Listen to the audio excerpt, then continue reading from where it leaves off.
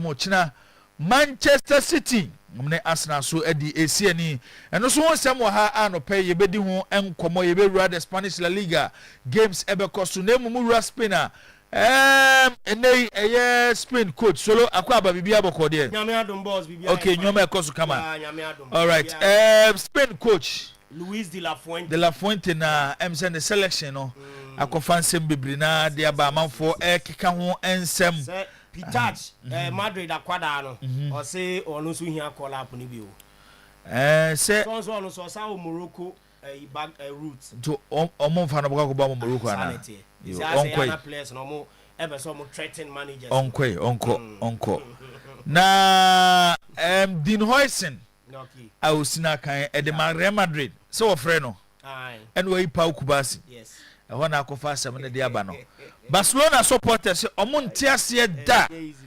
se wadropo eye Poku basi edina free eye omo friendly games omo ebo ewo match busumi mu na Real Madrid supporters wani age for eye Dean Huijsen yes na emrante mi enuzolo ho na ya de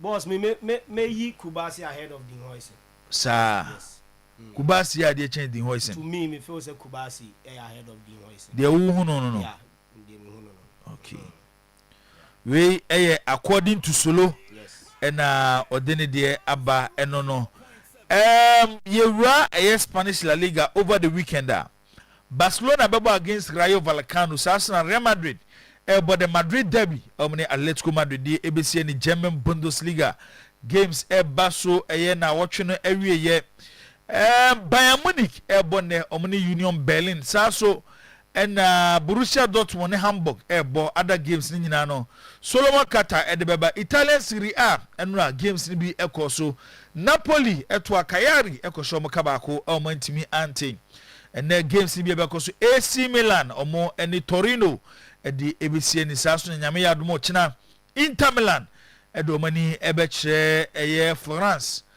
Amantino Franchi ho eno ne Fiorentina so edibesi ni French league ni other leagues ni nyina no solo aboabo no de eba eni nsema hodo eno so ekoso ewo amano ni nyina no solo edebetu anim ene anope CAF Morocco ene Senegal sensem no enaye na achafa kimi sem no kan yampa Enya na say dia baby oh Debbie oh yes sure oh yes on say eyana sometimes who stories ni be credible sites bia ye kone akọ confirm enya dia baby asulu Debbie me honestly me who story no na etwetwem aso kakra but me rere mu no me hu say credible kakra credible say on ne ma me say I don't know the bibia bebe fa no ho bia na ne ma me ne ma me na one ne bibia ono na manage na brabo ne ma no ono oba kura nya asem o misika nyina ma me wo so ono ni strategy okay o de yen hwei yeah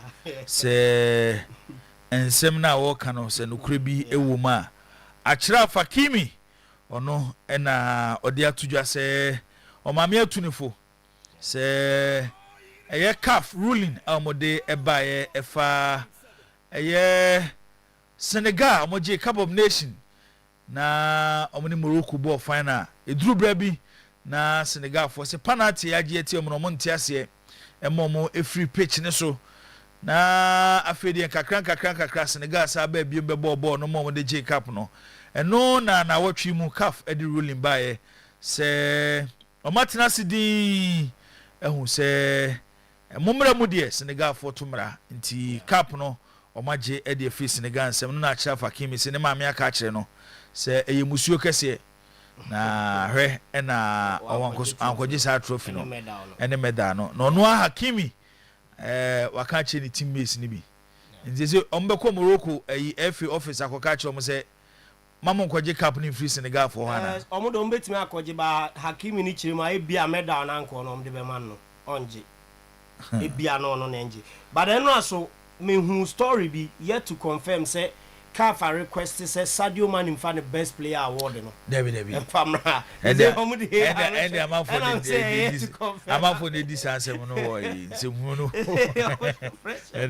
all the pressure to Senegal so but Senegal say omoni Peru friendly game no on be celebrate AFCON win no no omoje kwa so mo game bia bia derby into omo the trophy ne be ko sa game no say game na ko so Paris into omo be kwa celebrate o stadium honom no fans Senegal fans be nyina no omo acho so omo na eje AFCON no to omo be je omo ni okay enti eno so ho nsem e wo ho da be na be kwa akoda gise cars and the ruling aba ni nyina no ene anopa ebedi ho enkomo ruling aka of the buy no oso wadwenkyere e wo ho etise obetimi de aba ene anopa yin ye bebe fia bebe di nkomo e wo fie enra e wo eye Kimpiski ena sa adwumadi e course eye fundraising for eye Ghana World Cup 2026 ebeko e wo Canada, Mexico and afi the United States of America na solo we sika e de ko Bob Blasters ho bra na se de ko e dai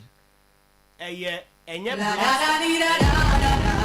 Black Stars team ne nko a bibia e fa Ghana e World Cup ne ho se ye de achitafo beko se Black Stars beko se ye de aban mu mpanyimfo ni bi beko ne ade no je sika ye gina ye de abo Black Stars e ho bra ne World Cup sa ban ne ka so many 200 supporters be ne beko nte President Mahama Sem no na or set example wanye too specific say 200 or say aban emfa aban sika emfa supporters nko na o de 200 supporters kra kwa obebo ka be $2 million okay enti e ba cho 30 million no mo pe no yeah mun sama mo de ba yo ma mo say aban se omfa supporters nko World Cup no ananya sa omfa aban sika basika we bi de betin de supporters ako sentina make say e fundraiser ye na ye de abo Black Stars enom so mo pe $30 million ena enura so mo keka bo mu na no omunya say $13 million 13.9 million dollars ena omunya ye okay all right engineers and planners omo ne twa akese 5 million Ghana cedis minya we ni say omo say fundraising for fans yes fundraising for fans that we had in mu sana Go Face Ghana Limited omo so etua $2 million and omo say the 1 million ato say next year Black Stars some activities says can yemfa enkushim Jiwo Energy also to 1 million Ghana cedis. Say anonymous person also to 1 million Ghana cedis. Or see me money ding. The Don Shatter. The Don Shatter. Shatawale. And also ekupim ewo eye dwumadi na se. Shatter and then the business partner almost to $100,000. Mo Shatter why are there? Stone Boy Beam Nation. Ono so ese otua $81,000 na wasaye nyum e de aboa eye campaign no na nyum ne cost no eye $20,000 eno so eye de ewo ho no wo sheda sese but that is a good day minimum but senka obetimi a donate 80,000 no the 20 aye nanka ene shatter de na ye 100 but dollars sir $5 million yes, $2 million yes. And Jiwa Energy the $1 million yes. Inanos person is $1 million yes. And Shatawale so $100,000 Stone Boy $81,000 and campaign song no ebe cost $20,000 Alaji Musa Timeline and Innovation Company almost $300,000. Christian Salome Game Technology almost $2 million. Hey, yeah, Samu KGL solo almost GF partners. Mutia Samuel say now the Ocho had a 500,000. 10 million Ghana cedis and Mutia. Hey, Serene Insurance. Almost $2 million Ghana cedis and almost the 20,000 Ghana cedis aye insurance at the Ama Black Stars. P&A African Food International plus degree auto mechanic almost $15,000. Aboso kind spare parts dealers omutua 50,000 550 and 500,000 Ghana cedis. Hey, Icon Energy spare parts buy din ya. Say you obia na aye den dia ma no. Icon Energy sutua 1 million Ghana cedis. Then my own Pay Angel. Me a baron mo. Mo de Pay Angel di dwumadi kase owiase afa na nyina. Baron ono any panyina oda eye Pay Angel ano. Solomon yongo pa no enye nchen kura ono sutua 100,000 Ghana cedis. And Irata Motors also me director Irata ba se yenton kasa enkramamu de obia entimi no da kura be konkan solo memena host tu ewo Irata Hotel. Na wakwa kodwojo ho ewo ho na that na be donation bi say na 2 days ago ye din komo wan kan hwe anche me ye ko tanech ene adwumayefo mo ewo Irata nyina anopai mechia mo that good morning nana adwoba ono su etua 150,000 Ghana cedis enti okeka ne nyina eboma 200,000 Ghana cedis. Yes, okay. Major buy 150 say my boy and also. Enti okay, kasi kani nyina boma. Solo 12 million. Yeah. 906,000 Ghana cedis. Dollars. Hey. And I no pay them say cedis na say o man panyin say isi kan yem fan ko dollars mu. So even go see this mo it we nyina ese komodi ko see this so convert you omunya I think 20 something million Ghana am fani nyina ko eye see this mo na yehu ani so kama nti ye be hede sikai ye de be ye ba say mo say blasters budget ne nka ho unse bibi o mo kan bia no say fundraising some e ba cho pe enano pe mehia the spokesperson for the Ministry of Sports and Recreation. Okay. Na omechichiri mu ye. So tire me chena se. Unse Ghana asem no mo ka supporters no. Bo se ebenada e na aban adwuma be se resume. Bo se Ghana fo botwi akogu sports ministry ho. Se yagigi sika se the supporters e ko hwe World Cup ni bi nti yeso yaba. Mo fa yen ko World Cup ni bi nti solo same e ba cho promo ma me na anopai omo entimi emechichiri mu emfa emaye Ghana Premier League dia games ebekoso over the weekend enra because of Pando Heart of Lions and House of Folk and the ACN so na we game ni bi David boss man to me ahwe bi wa ahwe bi David Edion man to me ahwe bi enra me hear from na hyase ekopim na wiye na enye fa na dem bone wo form na say level of play no form too much our form dodo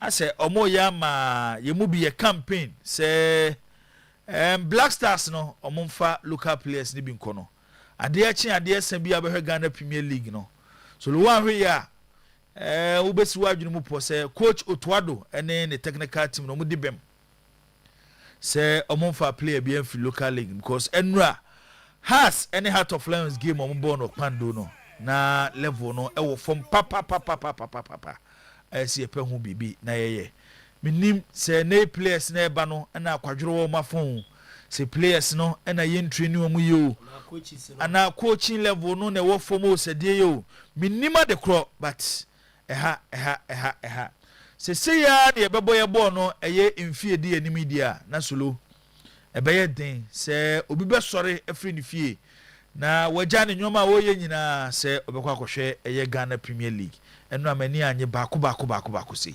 kura mani anye because has any Heart of Lions on any day so mutimi sell good football quality football ema obi bia okotena stadium anaso obetena TV achi se obehwe game ni bi ti yebedi unu so enkomo ene anopai games eba so over the weekend Baba Sports Stadium we so Solomon so matunidin I'm say your friends that Ashanti Derby. Yeah. Okay. Struggling Asante Kotoko. And Inform Nations FC. And the ACNE. Na Kotoko ni Nations why na edale. Say recently there Kotoko struggle. So tell me chana say. Hana Nations was started. Epija. Coach from Poor Manson and then the Mrantian or China Amudomani H Baba Sports Stadium 3 p.m.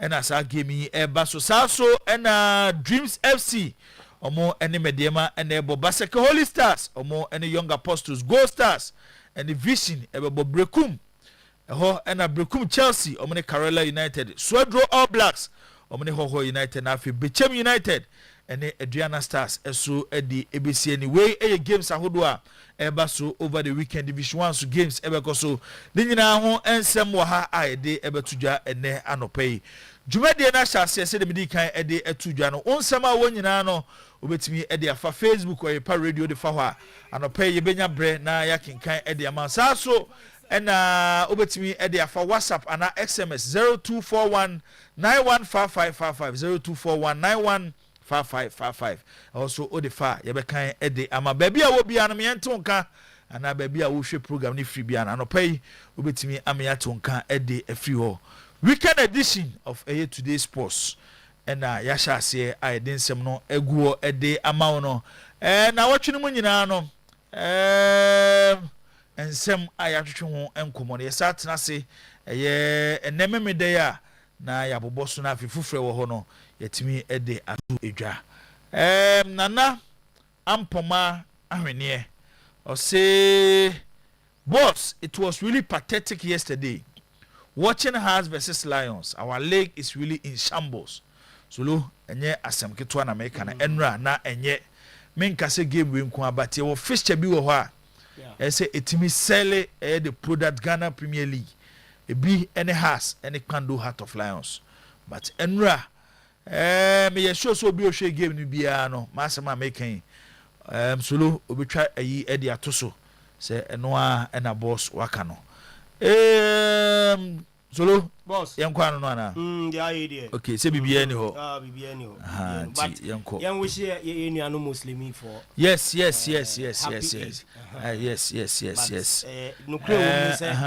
no kre wom ni say edru sa sala we a edo fetel na ubuso omo na mo ka kire say we ye ketwa we nya de onuamo de onuamo de eye na makomako aduasa de esi ho aye akom kire abompa ye de amagana wo solo wutimu bi na so man na we tie de make kire no David jibu 30 months why be da oh yeah Christopher ye 40 maybe says why 30 da a Christopher ye 40 wo why 30 da my abro da bay year bay nanse month bay jibu na ye oba adwuma mai ye lent ye lent oba adwuma wadi mfies wadi how many years oh me twa 3 eti o fast now ye no na break adi fufu break no jibu 19 break passing solo what we get fasting da jibo me say the highest abeko is 6 to 10 me yeda anopa 6 to anopa 10 wo hey na jibo say ye lent ai jai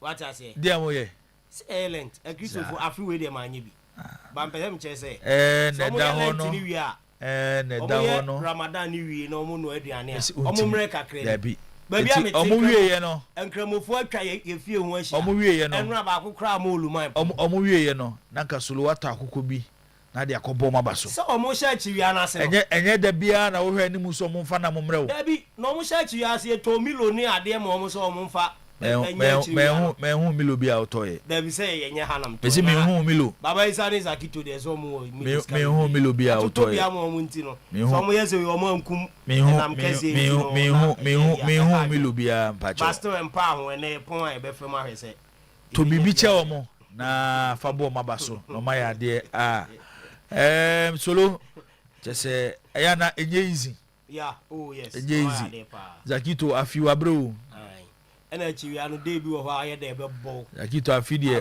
zakito wa aya wa bre pa wo hwe ne ma tum se be ma ye mre ya dio enye easy kra enye easy okay enti de wo ho eno no good morning. Please, yesterday's game, Hearts against Heart of Lions wasn't looking good. Heart of Lions even play well against Hearts of Folk. I'm Sparrow or the Fibiani and the message we aba. Simeduasa, idea ni the conco phone cross na and some of the solo eso ede eguo ede amaye. Manchester United enra nyamianim no kreni the referee di Manchester game no solo ne ho aniwu menim die ntia Ahmad ball no wanye eye penalty na oje eye de no kra no de nimienu tutu ho a won say Ahmad de no ese penalty more than eye bomb of the no. The difference is that Ahmad de no kuta ball no ena Ivan Nelson de no so ye botu mu na oswerve Maguire remu a chese no so ball no Maguire ntwana nko be bo ahye ba ni nyina no denial of obvious goal scoring opportunities intino but don't say de ma United de na ye omo ya pa Michael Carrick kasa won ne say o deny Maguire Ahmad penalty appeal na no ball no mo je omo de koye na no mo de kwateka no ena ye 1-1 Abranti ya ota the message babat on fanedin so menu ase wutie mi a ebia ebe me na fofo ni bi so mo UK no team na adwene be ne se bia me ne number ba na se masesa me phone solo oye adwuma ewo eye Tottenham eye omo stadium ho okay na anytime bia be discuss Tottenham bia no or the message eba efa eye Tottenham team no anope de okay Nana Boache yes Nana Boache yes Nana se bibia boko de sa na efe no na anope ono so abekasa e de afa the Ghana Premier League ho na se mo so raise issues be about Tottenham team no chese osinwoma players no eye e wo Tottenham no say players okofa coach ba omumu coach no de omo pe no omo ye ebi kura no training grounds obo say o twini mean wo jani pua wo training grounds na say omo fa hwe ho na since Daniel Levy free Tottenham no the players pe na omo ye Tottenham to your coach na ba na wan fa wona nsi forma players ni betwa fa so say bisuma koye bi mrebi ma omo sanction no but Thomas Frank ba ya ebisa SU but one kan ho hwe say players omo di service ansem hunu no kese Tottenham ye Christian Romero and Van de Ven omo na so omo di ansem hunu ne pa omo na cause problems Tottenham team na no pedo de aba ne say we need to ask ourselves how did our Ghana Premier League got into this mess. The quality of football is poor and the turnout is bad. And also the anope or the aba and no more can be on the messages aba efa Ghana yembo no solo yempe ho asem ne nya ho bibi sikana yakwaje fundraising yemfa bi nto akire for development of our football because 1 million Ghana cedis o man panyini mahama edema clubs no solo si etna se assessment Menya sure see who the impact of the 1 million Ghana cedis. The 2024-2025 Ghana Premier League. Said the last year your boy a league na no. Sa na this year your boy a league.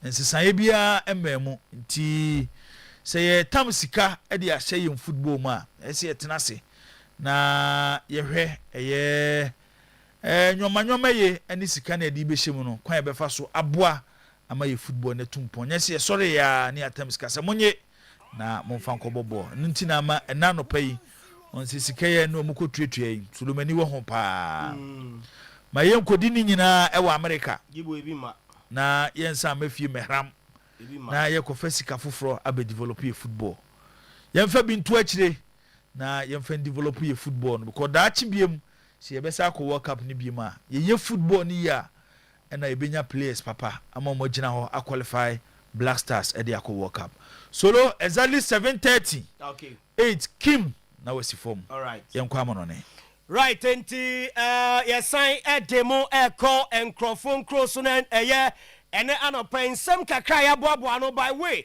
of foreign news ye dey adimo ewo jumadie no eso ye koso a awehye yenuanom muslimu for happy Eid Mubarak ye bompaye ese nyankopon Allah bekoso ehira mo no amoma hoden a wobɛtumi de ayɛ deɛ ɛboro so saa na yɛbɛkɔ nsɛm pii mu ɛnɛm anɔpɛ CAF Champions League Confederations Cup matches ɛba so over the weekend ɛnɛ matches ahodoɔ todwa French League 1 German Bundesliga Italian Serie A English Premier League na afei Spanish La Liga matches ɛba ne ho ɛyɛ nsɛm ne nyinaa no yɛde bɛdan mu ɛwɔ ɛyɛ dwumadie no ɛso show no ɛyɛ live ɛwɔ Facebook Oyerepa radio afei so Oyerepa TV Ghana ubenya yɛn na wahwɛ yɛn wɔ messages yɛbɛgye WhatsApp manimfa 0241 915555 0241 915555 na afei yɛdi ɛho nkɔmmɔ ɛwɔ dwumadie no so ɛde ama wo ɛnam anɔpɛi na yɛbɛhyɛ nsɛm no ase ɛde afiri Africa bibrem na ɛnɛ mewɔ reactions bebree Eddie free coaches, any football administrators, you know, bebre ho, efa AFCON trophy, I say, Ejem ama Morocco, Eddie free Senegal, Womo and some no, yo, and who sempi, and so ha, you bet, I won't come on. Ewo eye dwumadie ne so ene anɔpɛi na yɛhyɛ nsɛm na sɛ ɛgye free CAF Confederations Cup ɛne CAF Champions League matches a ɛnɛ ɛtɔ dwa ɛwɔ abibrem ne di amamemfa nto dwa ɛsɛ wurem ɛwɔ CAF Confederations Cup a match baako ɛba so mebakyɛw wei no ɛyɛ Zamalek 3 matches ɛnɛ ɛno so ɛtumi atɔ dwa wɔ Champions League no ɛne Confederations Cup no mu Zamalek ɛne AS Otoho Dioyo wɔn ball game no ɛyɛ 4 p.m. ɛna ɛba so afei Wydad Athletic Club wɔn ɛne ɛyɛ Olympic Safi ɛna ɛde bɔ anisa games no ɛyɛ ɔkyena nɛbɛ ɛne games no ɛso USM Oja ɛne AS Maniema Union ɛnso ɛbɔ ɛwɔ CAF Confederations Cup no mu ɛno ɛyɛ by way of matches a ɛnɛ ɛba som ɛwɔ ɛyɛ bibrem ha yɛgye ɛho nsɛm no ɛde ɛma wo ɛwɔ ɛyɛ dwumadie no ɛso na wowuram ɛwɔ CAF Champions League na mebakyɛw sei ɛna matches ɛno nso ɛbɛba so no ɛho nsɛm no ɛteɛ Pyramids ɛne AS FAR ɛbɛbɔ saa game no ɛyɛ ɛnɛ ɛna ɛba so ɛyɛ 4 p.m. El Ali ɛne Esperance game no ɛyɛ 7 p.m. na ɛno nso ɛtɔ dwa nyame yɛ adom a ɔkyena Stade Malien ɛne Mamelodi Sundowns ɛbɔ ɛna Al Hilal ɛne RS Berkane game no ɛno nso ɛbɛtumi atɔ dwa ɛnso ɛwɔ Champions League no emu afei wurem ɛwɔ Confederations Cup no ɛnɛ match ɛtɔ dwa no ɛyɛ CR Belouizdad ɔmo ne Al Masry ahanti game ɛno na ɛba so ɛnɛ anwummerɛ 7 p.m. ansa na ɔkyena Zamalek abɔ Otoho Dioyo afei wɔ akabɔ Olympic Club Safi na USM Oja ɛne Maniema Union game no ɛno nso atumi aba so ɛwɔ ɛyɛ CAF ɛyɛ Champions League no ma wei ɛyɛ second leg quarter final games a ɛno ɛtɔ dwa yɛde ɛho nsunsuansoɔ no ɛde ɛma wo wokɔ the French League 1 matches ahodoɔ ɛbɛba so over the weekend nanra wabra Lens ɛne Angers game no ɛtɔ dwa no Lens ɛhyɛ num ɛma Angers wɔn ɛte ɛka baako ɛnɛ matches ɛba so no ɛyɛ 4 p.m. Toulouse, Ebebo Lorraine, AJ Auxerre, Ebebo Brest, after Nice, any PSG. One more game, no, 8 p.m. Ochina, the Olympic Lyon, Bebo AS Monaco, Olympic Marseille, Ebebo Lille Metropole, Paris FC, Bebo Le Havre, Stade Rennais, Bebo Met, now for Nantes, Abo Strasbourg, and some our French League Animal, we run our French League 1, table on swap after 27 games. RC Lens. Womu edikan after Senra, womu share Angers, womu bedikan 59 points. PSG Tosumi, 57. Marseille Tosumi and 49. Olympic Lyon Tosu 9, 47. Lille Tosunum, womu 44. Monaco Tosunsia, 43. Rene Tosunso, 43. Strasbourg Tosun Wache, 37. Laurent Tosun Kro, womu 37. And Afe Dunum. Aye Stade Brest omo ewo 36 points omo tosu drum ewo aye league table no eso woko goal king chart na Mason Greenwood ewo Marseille wabo 15 goals afa Ezekiel Lepo or Rene wabo 14 Pinachelli ewo Strasbourg wabo aye 14 Otsin Edouard ewo Lens wabo 12 afa Brantan din Eddie Paul Sausage or Leon no some about 10 goals honoma Abrantia your friend is Said and some about RC Lenta what about 10 goals our French League goal king table niswa yet I won't 7 ade ma ewo eye dwumadie ne so wuram ewo German Bundesliga ni mu a eno ade na trashing eye day ade ma RB Leipzig wa bro mo che TSG Hoffenheim etwa mo ekanum omo entumi ante na onim se pro to the game TSG Hoffenheim uko league table ni so anan omo LED RB Leipzig gona so no RB Leipzig home advantage womunya 5 goals ede TSG Hoffenheim ene match seba so ewo German Bundesliga nim no FC Heidenheim, any Bernard for Leverkusen, Ebo, Bayern Munchen, Ebo FC Union Berlin, FC Cologne, Bo Borussia Mönchengladbach, VfL Wolfsburg, Omo Bo Werder Bremen, na Borussia Dortmund, Abo Hamburger SV, Ewo ene games are etoja, Ochina, Mainz 05, Ebo Eintracht Frankfurt at 2:30 p.m. St. Pauli, Ebo SC Freiburg 4:30, na Osberg, any VIB studio game no, eno atoja 6:30 p.m.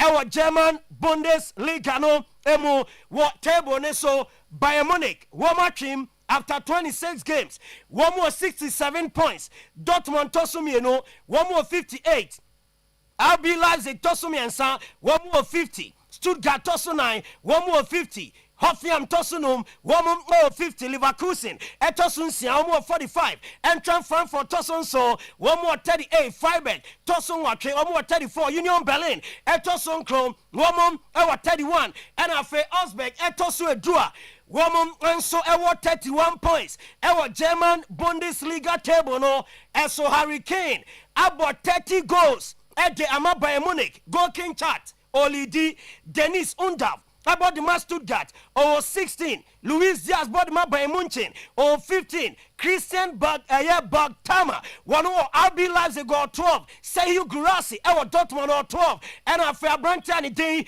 Eddie Michael Olise, our Bayern Munich, one of some our 10 goals, so go can chat and so and also our some neighbor, our Jumadian so and I pay our Italian Serie A Calcio Nimino, Cagliari and Wamutifie, Napoli, Scott McTominay. About 1 goal at the Napoli Momo Tuaso, and we need game no Genoa Tifie, Eugene, Ecobona Camiano, woman at and to me ante, and then matches me and sir, and Ebaso 2 p.m. and a games in a chassis, Ewo Enyo Tadini. Parma, any Cremonese Ebo, AC Milan, Torino, Ebebo San Siro, no, Milan, and Allianz Arena, and what Turin, Juventus, and it's a solo game in Swabebaso. Now Juventus a solo game near 7:45, and a Milan. And then I had Torino game no, and I have 5 p.m. Nyame Admo China Como, any piece of Ebo, Ewo Giuseppe Signalia, Ewo Como, I know I 11:30 Anopa, Atalanta, Ebo Hellas Verona, Ewo New Balance Arena, Ewo Bergamo, I China 2 p.m. Bologna ni Lazio game no, 2 p.m. Koso, Ewo Renato Diarra, I know Ewo Bologna, and I game and no Swabaso, AS Roma, any Lecce, Ebo Ewo Stadio Olimpico, Ewo Rome, I know I have 5 p.m. Ochina, and I say Fiorentina, and in Inter Milan game no, a Stadio Artemio Franchi, and I saw game no, and so Babaso, Ewo Italian Serie A no, and so moi, ye de a some net demao, Ewo a year Jumadian so and name one pay, now rem Ewo a year Serie A table so Inter Milan, Eddie Kine, 1 more 68 points, Napoli Tosumi no, 1 more 62 points, AC Milan Tosumi and some. 1 more 60 points. Como Tosso 9, 1 more 54. Juventus Tosso 1 more 53. And AS Roma, 1 more Tosso Sia, 1 more 51 points. And some Italian Serie A. 1 more table no eso na Lautaro Martinez. Inter Milan. Wabo 14 goals, LED goal king chart no. Afa Brantani Didi Caspar Davis. Ewo Udini. Wabo 10 goals.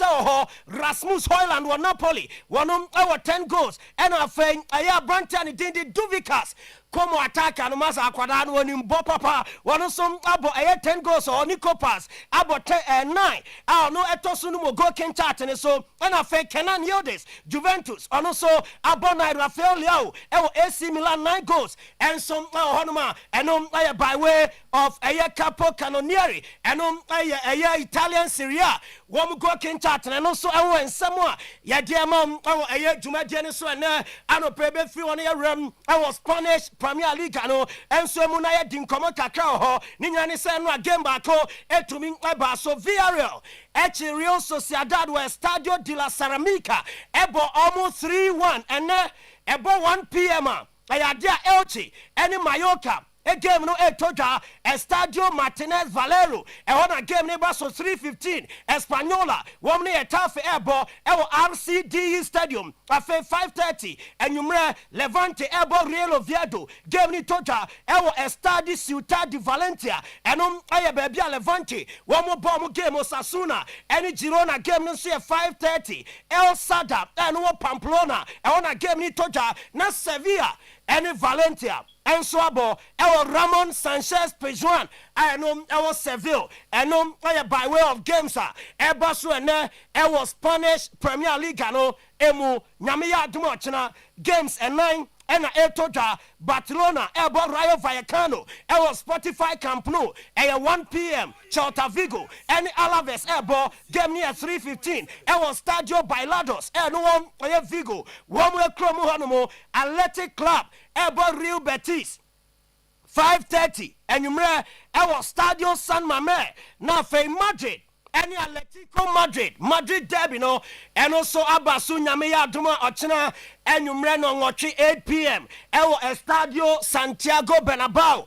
I know, and so our Madrid, our Samnum Eba, our Jumadian so Barcelona Dikain, our La Liga table so 1 more 70 points Madrid, Etosumieno, 1 more 66 Villarreal, Tosumiensa, 1 more 58, Atletico Madrid, Etosonine, 1 more 57, Robertis Tosunum, 1 more 44, Celta Vigo, Etosum Encia, 1 more 41, Ferro Sociedad, Etoso and Sua, 1 more 38 points, our Spanish Premier League, woman a table no esona pichichino e ona Kylian Mbappe wa chese maso yo sofo woni botchen strikers ni nyina wabom aye 23 goals at the Ama Madrid Vedat Muriqi abo 18 Mallorca no bo Lamine Yamal Barca wa 14 Ante Budeme ewo Sasuna wa 13 Mikel Oyarzabal Real Betis wa 12 and Ferran Torres Ewo FC Barcelona no so anya 12 goals and so ha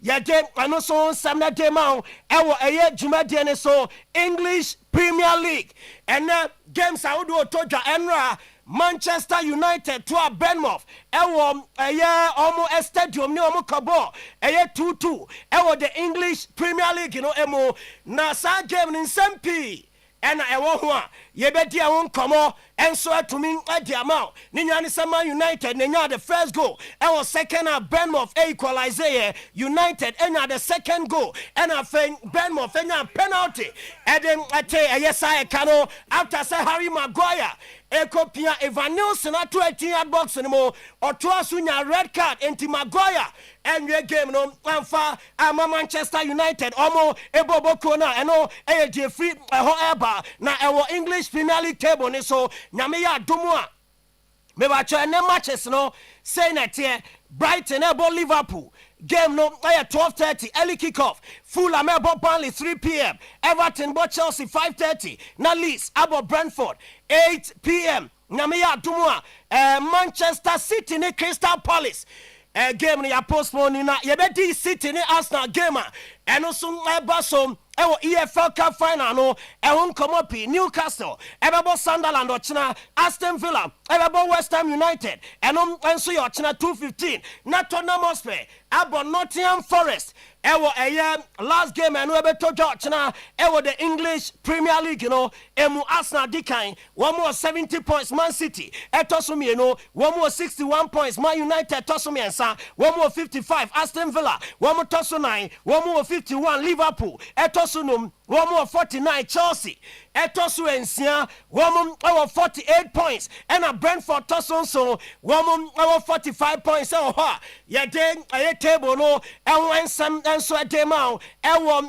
top scorers chart Erling Haaland Asher 22 goals. I go Thiago, our Brentford, Washer 19. Antoine Semenyo, Man City, Washer 15. Joao Pedro, our Chelsea, Washer 14. Hugo Ekitike, our Liverpool, Washer 11. Victor Gyökeres, our Arsenal, Washer 11. Dominic Calvert-Lewin, our Leeds, Washer 10. Danny Welbeck, our Brighton, Washer 10. Harry Wilson, our Fulham, Washer 9. Afe Bruno Guimaraes, and Swebo, Edema, Newcastle United. I no so anya 10 goals. Ewo one my 10 I won 7 day ma.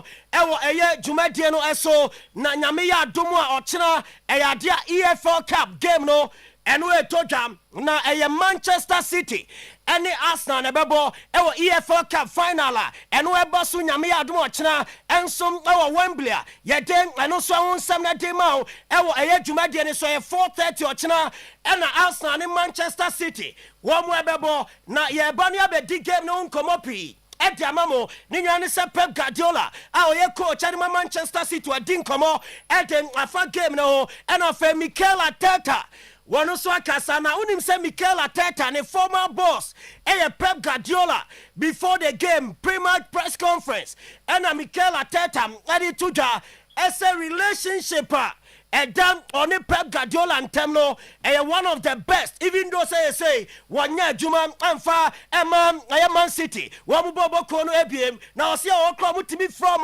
no ma did your mon come kakra na afe o masre our phone so and some say and Mikel Arteta and they are to the relationship on Pep Guardiola and was head of gamer or China Barcelona. He's in Manchester, I'm in London. We are managing 2 different clubs. The feelings from my side hasn't changed at all. How would you describe how it has changed though? Well, the fact that we are never together, we cannot spend time together, and that's important in our relationship, but it's not the most important thing because what I feel about him and the time that we had together and what he did for me, and the inspiration has been since I was little for me, that's never going to change. Yes, and Mikel Arteta and someone also ready to draw area for the Pep Guardiola relationship ahead of the game. And I want to be our Jumadian so and then I know Pep Guardiola on the game. Any unknown so said your name, I am Mikel Arteta. One more thing come off and watch it in Namo, our game or China, Ebasono, Emu. In here last season where Rodri unfortunately got injured, there's a bit of a fallout, wasn't there, between yourself and Mikel Arteta? It started off Stones and Arteta, if you remember, because... Fallout? Dispute? I don't think so. Well, because Stones and Silva said that Arsenal's tactics were dark arts, to which Mikel said, I was here, meaning City, for 4 years. I know exactly what went on there. And as I understand it, you weren't particularly happy with him saying that, and you sort of said next time he has to be a bit more specific. It's vague, I think was the word you used. I just wonder how are relations now? Are you best friends? You go for dinner? No, I don't have time to go to London. And I think he has no time with the 4 competitions to come to Manchester. I mean, some time has passed since then, but is it water under the bridge as far as you're concerned? There's no ill feeling? When we're here, we are going to see every day, during 5-6 hours a day. So the relation is completely different than after 5-6 years in London. Like, all the managers have a lot of business to do. But if you want to try to your question, before that game, create some conflict with Mikel and myself or Arsenal, I am old enough to do that. Last one on it. Do you think there's a certain... Yes, NT, I know Pep Guardiola so and somebody to the head of gamer. Ochina Basso relationship on Mikel Arteta. And so on to Ochina 4:30 per day. And I said, Bomode na TV on also in that game no being a share the EFL Cup final. And also Eto Jano Emunera Man United ni Bournemouth game and SMP. And SCC mo United penalty appeal. Referee Anje and a Bournemouth di Konya equalizer. Na unse e Konya United penalty ne fa so ba no sa Konya so na Bournemouth. Womo so enya mo penalty Bournemouth de na ya dia referee. Eje na penalty no e ma Bournemouth man ye 2-2 after game. SMP and players no any coach no dia to jam fa ye game no na Bruno Fernandes. And was say on him say very difficult. As a referee beji penalty mienu ediama team our game but on him gentia enra omu penalty nanka was here Jimom which is the second penalty ye foul a man Diallo our penalty box and him no referee and the VAR officials and friend say omra na omehwe sabo no onye penalty and from Manchester United also adwene ho a wonte say Harry Maguire and onu sunya red card na after game what it say na ono de ogidi say akwa no o kan de ba na soft say akwa no be dane ne ho e de ahwe o meche Ivan Nelson na o say wa hu say football was so Sianema Bebre at the Twasso was a penalty no him said decisions no reach the same outcome. But and to me Uncle Banisa I know Brantan Dinde Harry Maguire Man United defender one soon someone what there to now a coach at Manchester United Bobo Kone Michael Carrick was one so on Tiasi and Inyane say Amad Diallo ne penalty appeal no clear one and was a referee Eje Emano. The game seemed to turn on possible penalty. What was your view of that? What was your assessment of the penalty? My first one is he's definitely got one of them wrong because he's give one penalty for us for the same thing that he's not give one. There's a 2-on grab. So Mateus one he gives, the second one on Amadi doesn't, which is I think it's almost identical really. If you two hands on someone in the box and they go over and they're in control of the ball. For me, it's 2 penalties, but it'd be interesting to see which one we acknowledge is wrong, whether the one that we got or the one that we didn't get. And it's a huge moment, and you don't give it, they go down the other end and score, and then it becomes all of a sudden, it needs to be a bigger penalty to overturn just because they scored, when actually it's a penalty and it should be a penalty if you've already give one. So, a bit baffling really, to make sense of that.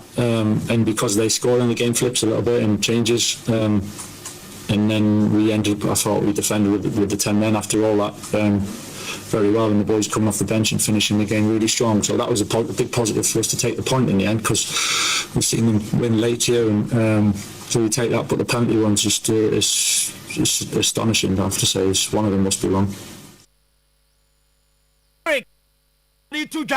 After game no GDS and was say United in a penalty and can 7 and so the chow Jumediano so na mamimra Africa na yendin koma kakra Africa Cup of Nations nano CAF appeals board etna say almost say omu dimi Senegal omu action to walk off the pitch or brana extra time as for feature entino magic trophy no Ede ama Morocco emaino na ensem beto dwanim say reactions bebre and abam agia fasa decision a CAF and some take ya na ho Pep Guardiola enram on the premier press conference aseno what it to just say a surprising Ede mano but on timinya proper opinion and fast answer ninya ni so nim reason tia omoje trophy ninya ni so no ankasa no enya dia wa kenken and semni bebre but o say decision one year behind the scenes was a surprising kakram at the Emano Habib Bayi onum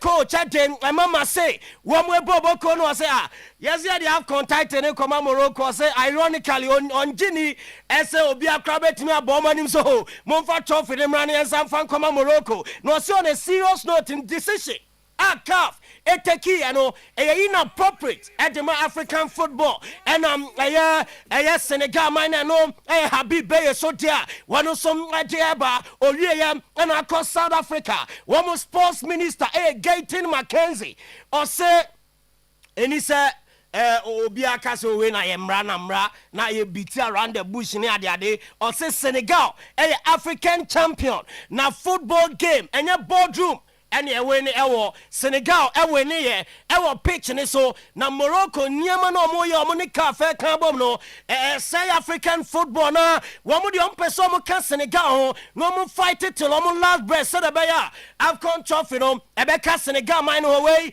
orani ding Gayton Mackenzie no South Africa sports minister no so and some of the atuja then Africa for mo decision no and we na Hugo Bruce yes, South Africa, woman national football team, Bafana head coach, or say CAF, and they're consistent on the decisions. Now you're painful. As almost a much trophy, no, at the Ama Morocco, no clock, Yebo World Cup qualifiers, Sana CAF, no mote, ni team points are general.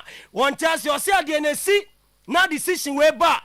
Next time a bar, I will say the same decision, and about CAF in decision making. almost inconsistent. Hugo Bruce. The only thing I can say is that CAF shows again that there is no consistency in their decisions. It's very painful for Senegal to lose that cap, but there is a rule, Article 83 or something. So there is a rule. If you leave the pitch, it's forfeit. Done, finished. So in that direction, I can follow. The only thing is why you don't do it earlier, why you wait 2 months. At the other side, there is also a rule, when you select a player with 2 yellow cards, that directly after the game you have to complain, and 24 hours later you have to send your complaint to FIFA. It didn't happen when we put. Yes, and also Hugo Bruce and somebody to Jaffa Afcon Trophy Bruhana, and also about Jumadi and Safayan Ram, Ewan Senfu from the team Komokakra, and so what dear Alison Becker coach, Eden Emma Liverpool, they are two just a weekend, Liverpool game or Mobonya dear, one able to me a second at Emma Liverpool against a Brighton and a game at Etojano or out of side game, Ningani say, were picking up a new injury.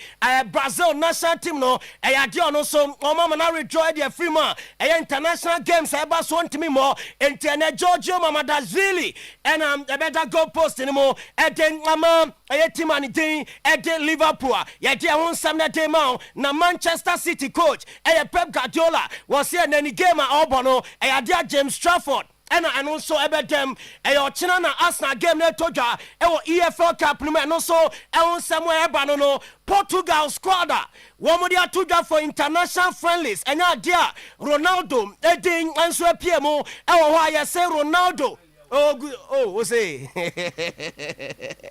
Ronaldo Gusa or Coventino and ya Portugal squad no ya dini dia shem so honoma ya dia no so sam no atiama jumadi so Ernesto Valverde Atletico Club Bilbao manager at the end of the season Orano Jai Jumadi no decision no one name board no atena say and so to me aya they said omodia to just sign new coach in the summer Jama Bilbao team na Ernesto Valverde Jai Jumadi no and so edia to Bilbao one more team ni mayete won 7 day ma Jumadi so Newcastle United and I say Omate Sankro for Bruno Guimaraes. Now Bruno Guimaraes no on set last summer and the contract now release clause £100 million expire and almost say expire the away team now super Bruno and your banoma sinkonya yabeji say osio misika say now omo negotiate a deal no one senya John Beto play and for 4-4 and then ama team bia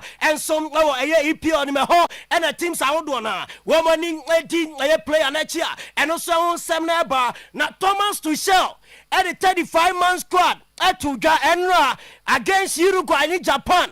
International friendlies no Sembebre about home. Now, mame run it through a squad, you know, and for Emma, Dean Henderson, Jordan Pickford, James Trafford, Aaron Ramsdale, any Jason Still, goalkeepers, defenders, Dan Brand, Mark Guay, Lewis Hall, Eric Consa, Tino Livramento, Harry Maguire, Nico O'Reilly, Jaro Kwanzaa, Jet Spence, John Stones, Nafikayo Tomori, midfield, you know, Elliot Anderson, Jude Bellingham, James Garner, Jordan Henderson, Kobe Mainoo, Declan Rice, Morgan Rogers, and Adam Wharton, and Animu Hono, Jared Bowen, Dominic Calvert-Lewin, Ebere Chieze, Phil Foden, Anthony Gordon, Harry Kane, Noni Madueke, Cole Palmer, Marcus Rashford, Bukayo Saka, and I feel Dominic Solanke, Harry Maguire, after best 3 years, when first call up to the national team on it, Kobe Mainoo, Alexander Arnold, Madrid, defender, Nidiama, and Uncle for say, Mume super coach in a day, and I Thomas Tuchel, to be at my name, Papa, na Dientia, one for Alexander Arnold, Enra England. One squad, Omni Uruguay, any Japan, Airborne, our friendly games, you know, and dear Thomas Tuchel, Eddie, I won't come on to Savisa. Ebana, Yeti Thomas Tuchel, Samuel Waka, Edia Farm, Branton, India, Alexander on the omission from the 3 Lions of England. One squad, nyame ya aduma next weekend omodi ball games no yente Thomas Tuchel on Alexander Arnold. Hi Thomas, you mentioned that it's the last chance to impress and fight for the ticket on the plane to the World Cup. Trent Alexander-Arnold, he's played just once under you, and with him not being in this larger squad, would it be fair to say that it's very unlikely for him to go to the World Cup? No, it is. I know that it's a tough decision for Trent, as it is for, I guess, Ollie Watkins at the moment, and for Luke Shaw. These tough decisions come with the job. It is a sportive decision. It is a sportive decision that we stick with Jarell Kwanzaa, with Tino Livramento, and with Chad Spence, who all can play for us in camp on the right fullback position. It is a decision for Dom Solanke and Dominic Calvert-Lewin, which I don't know as well as I know, for example, Ollie Watkins. I feel I have a very clear picture of what Ollie can give us. I saw him in tournaments. I saw him with us in qualifying football. So I want to have a look at two other players to get a better picture and have a clearer opinion. I know it's a tough one. I know it's a big name. I think is a huge talent and with a big career. And right, and Thomas Tuchel and some of the two Efa squadra or the buyer Alexander no din enimno ena ye de eho ensem na de ma ewo eyadwumade no so ye da so wa England ye Graham Souness ena o say obesre Mohamed Salah on free Liverpool som no waye bi e wo se ba bi adu no o de ba na wi enye sa animguase ena be ba dia man because e be du ba bi ni ball ni kra no enya dia Liverpool din be bobu ni nyina ni sanansen enema enkoye enfama na Graham Souness efutu a o de Mohamed Salah ensom eno no David Silva former Man City one player o say adeba akoye ne yapa e wo Manchester City bobo konim time off free ho eni se wanya brem anka proper goodbye and fan chram Manchester City one more supporters no say eno ni adeba ako eye ne yam of free Manchester City debia eye ono so adwene ho a ye den wansam no adema e wo eye dwumadie no eso tournament pay coach eye I go to do na ye busai go to the same Mohamed Kudus say ne unsam kran sign it I go to the say Kudus say progressive very well now a chance here kikebo now in the next best 10 days after international break Kudus ebetumi returning ede ama space womom ebobo kona no ensem I go to the what they two any weekend gamer one so ebono we din komo kakra ede afa ho day. All supporters groups are getting together. Around 15,000-20,000 are going to be cheering yourself and the team on, the coach going into the stadium. Everyone putting their feelings to one side, supporting you. How does that feel hearing that? No, nice. What I said already after the game was like a beautiful sensation of feeling of togetherness with the fans. Very rare I felt this. I enjoy feeling, like a sensation that we were doing good in the pitch, but together with them, together with the fans. So that was really nice, rare, as I said, So we need to continue all together. This, if we can say, small positive moment after these two games, where we can recognize small but important things for the squad. Yes, and I go to the Eson and Komo Kakra wedi Eding Afam any game na fe Mohamed Kudus eno wo come Neymar Junior Santos womo ono na so ya me bacho omu game Santos game omni Minero e bon nyame yad mo chena no ya dia Santos coach e dia tuja se omu arrest Neymar na kwanem se Brazil squad ne ba ya onka ho no na wa fa cha kwa che ni coach game no psychologically mean me more but Neymar ni coach e dia tuja SM womo arrest no ni nyina ne se in the last 7 games wabo 7 days wabo 2 games omu the weekend game ne kan ho enya dia ebeboa Neymar enso honoma eno ensemo eba player no ne camp Argentina after so many Spain finalissima omo entumi amo ni nyina no venue changes honsam no Argentina officially one more arrange friendly game omni Mauritania and a day ebo in a side game ne baso March 27th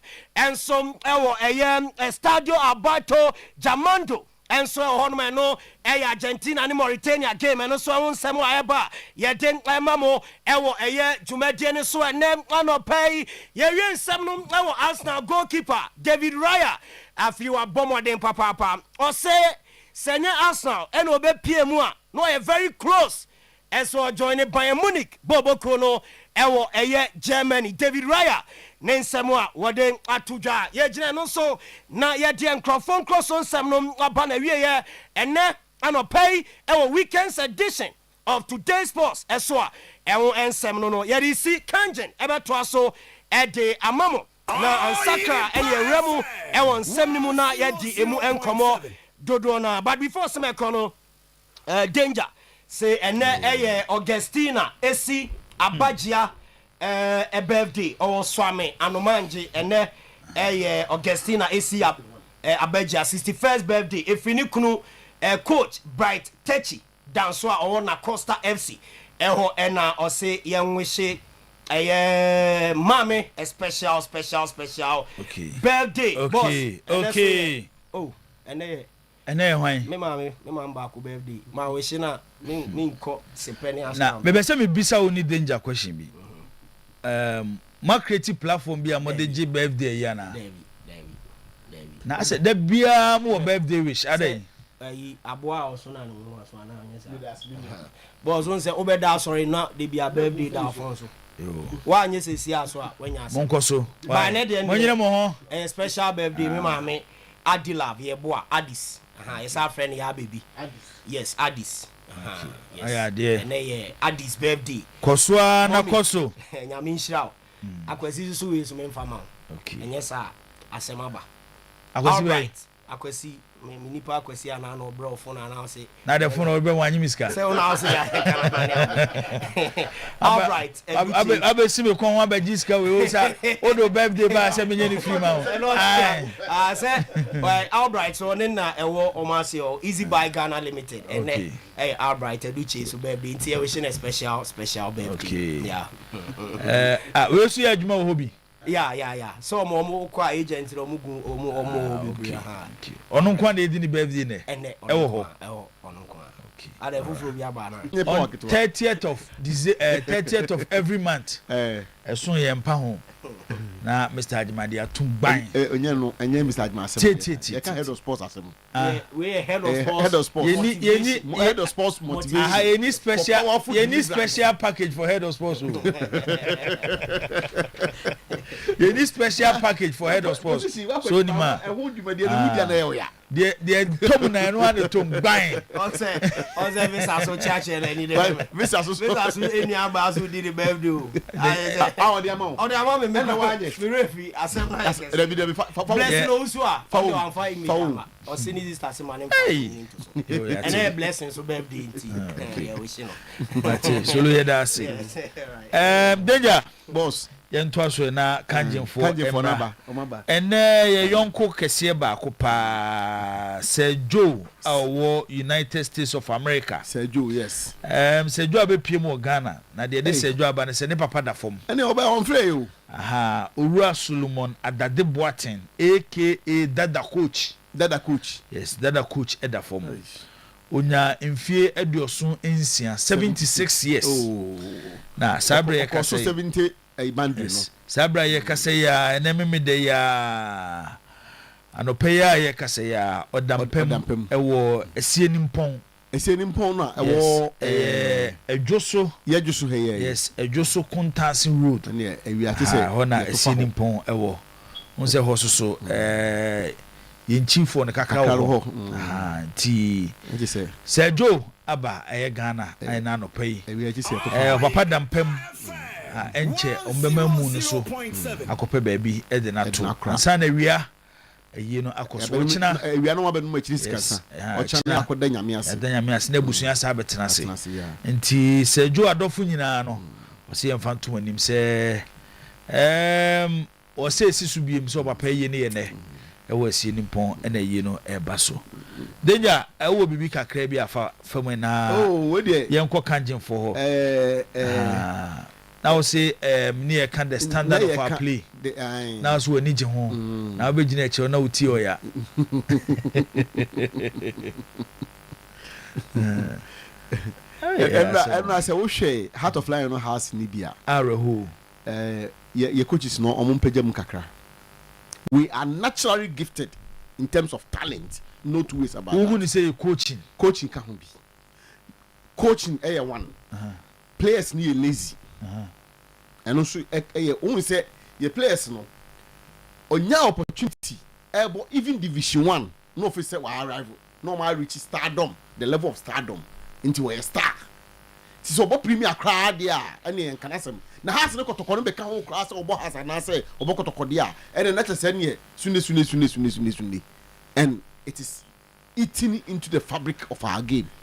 It born omo bono unhu sa ahofama no a omo bono enu na say me who player as a person oyi ne ho say obo bibi sunku bia me aka say yehu Hussein ewo has focus no baby amunko hu ndi ne ba na se o hwe say ehonom that skill na or demonstrate the skill set na or demonstrate here no no hwe say obepie house with the quality of training na obenya coaching any facilities are be training any the fact that when you have to focus can say ebo no as I say we elevate your skill set no to another level but Hussein rather seems to be going down and na Bobby our control me be say na me say omo mboko score omo control ball say the Ode Hussein toward the case study afu say coaching can players now so can and na me hwe game no na me be say some questions bebre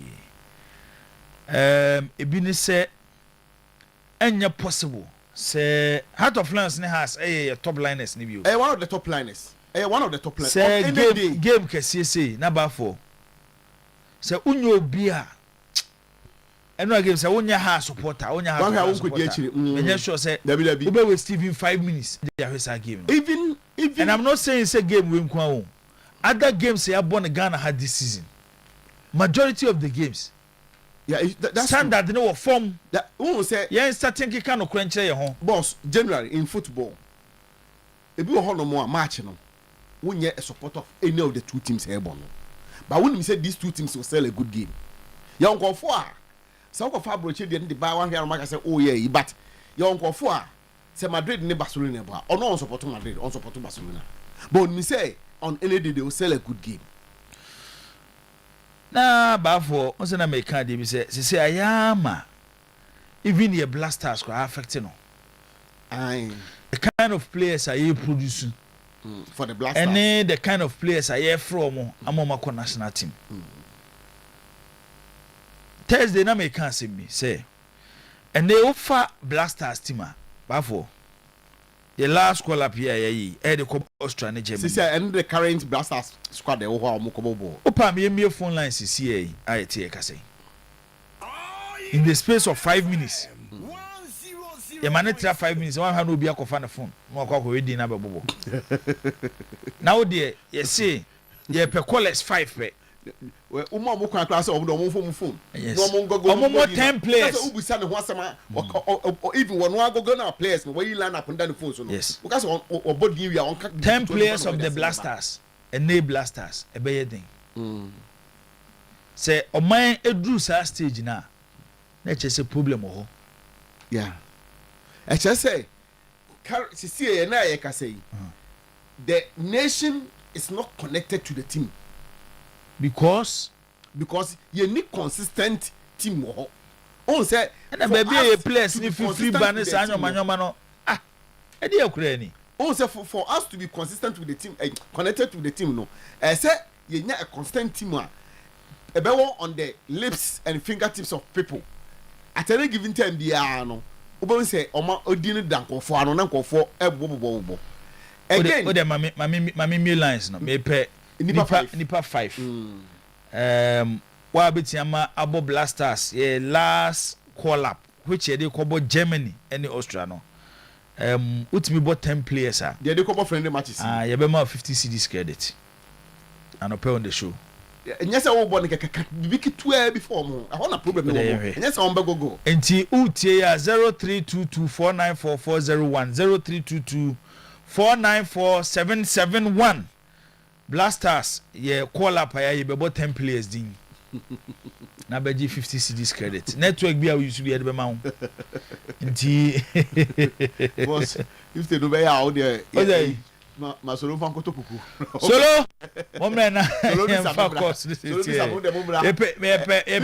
nipa 5 e da ho se nipa 5 so on mebo Blasters ye recent call up the 10 players solo yenhwe o de yon lines na ba for hwe BC good morning striker good morning within baby akasa free na ball number so chere CC why o number you say de be ya o wie de be ma o number you say 0503 0503 78 67 28 okay but 10 players na yetiu low radio set no low radio set no mama why ko na budi no Eugene sir you are supposed to have ne kotoko si akwa say we ma first step na hat first 10 players o nyama but then tell no buti aka ai kotoko isa me let me na kusi it went off that obu players ko yi tubo na gana ko yi tubo na mo ayi ni mo ya from obi efi mo ma na so ntimi mo 10 no obi ntimi mo 10 no sorry abra okay se mo tu ko da e bi africa sa me bo ama and e bi a party mu na ba ka ho apa na so ntimi ene kono bi why hello ntimi anyina so okay yenko the next one na so far ne de emra hello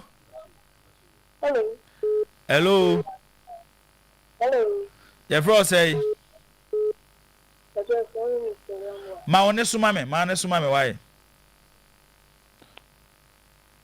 hello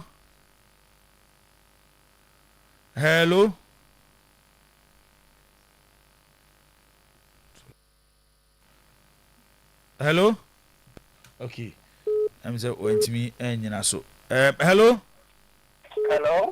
yes sir ya fro say o ka say free hen Poku because free pankro no Poku pankro no 10 players Blasters the recent call up yetiu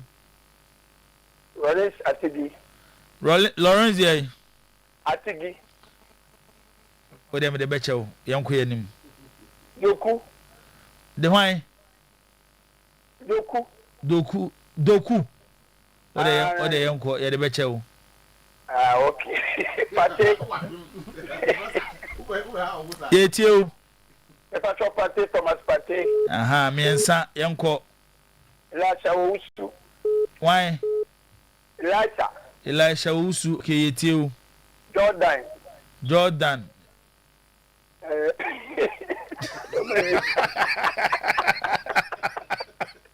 wase 5 penalty boy ona ahye ho no yenko solo yeva do nusu di ho hello yes sir good morning udin baby akase free your friend Richard Nakasafra Akimodan. Okay, Richard Akimodan. Richard 10 players yenko Blasters. The recent call up here. They kobo Germany in Australia. Patrick was Lawrence Atizigi. Why? Lawrence Atizigi. Okay. Benjamin Asare. Brandon Thomas Asante. Okay. Thomas Tepati. Okay. Elisha Usu. Okay. Ibrahim Sulemana. Okay. Jordan Pierre Ayu. Okay. Antoine Semenyo. Okay. Kamadin Sulemana. Okay. Daniel Ajay. Okay. 1, 2, 3, 4, 5, 6, 7, 8, 9. What's the one? Last one? Kwajo upon paper. Kwajo upon paper. We them watch paper not there anymore. Why? Say those people boy. Do they for number? Why?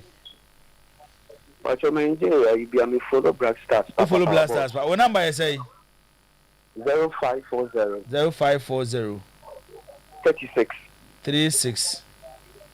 72 72 71. Okay, all right. Ate obeti anka sisi why? Bache mate. Yanko yenim. Sulu. Ese ya fa say 3 aka 2 meboa. Okay, yanko yi. Hello. Good morning, Zebo. Good morning. Okay. Odi you say? Okay. Radio na TV na watch ni dum na mama why? Okay. Mate. Me say prayer no. Me dey to me fa asare. Yanka se fa yes bodin. Aha. Asare pinya asare. Aha. Jiku Alexander. Why? Jiku Alexander. Okay, Jiku, aha. And Jordan, aha. Semenyo. Elisha. Asante. Ede Asante. Brenda Asante. Okay. And Sulemana. Aha. And Tizigi. Aha.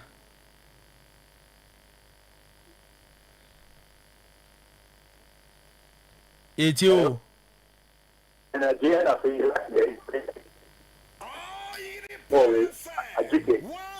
Aha. And I say, now the only people to go by, no. If any say. Senaya. Huh? Senaya. Aha. Okay. All right. What number I say? 05. 95. 0595. 870. Ya butse na bobo number ni no wan hwe a ade na open be kwa kudi obi ho. Why? 05. 95. 870. 870. 312. 0595 870 312. Okay, all right. Yeah, that's it. So we have last one na yenko kanjin for ne no mukudi nkomo. Okay. All right. Okay. So no. And the modu no. Hey. So hello. Hello.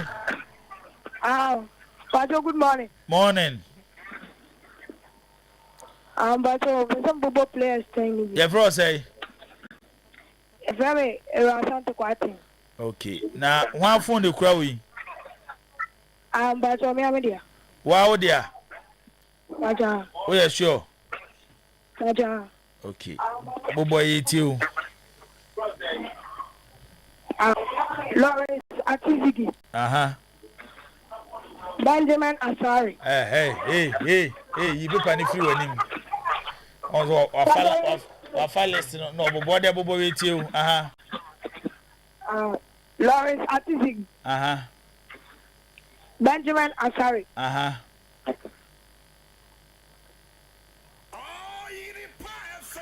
You. Jordan Ayu. It's you. Kawadin Suleiman. Yeah, de koso.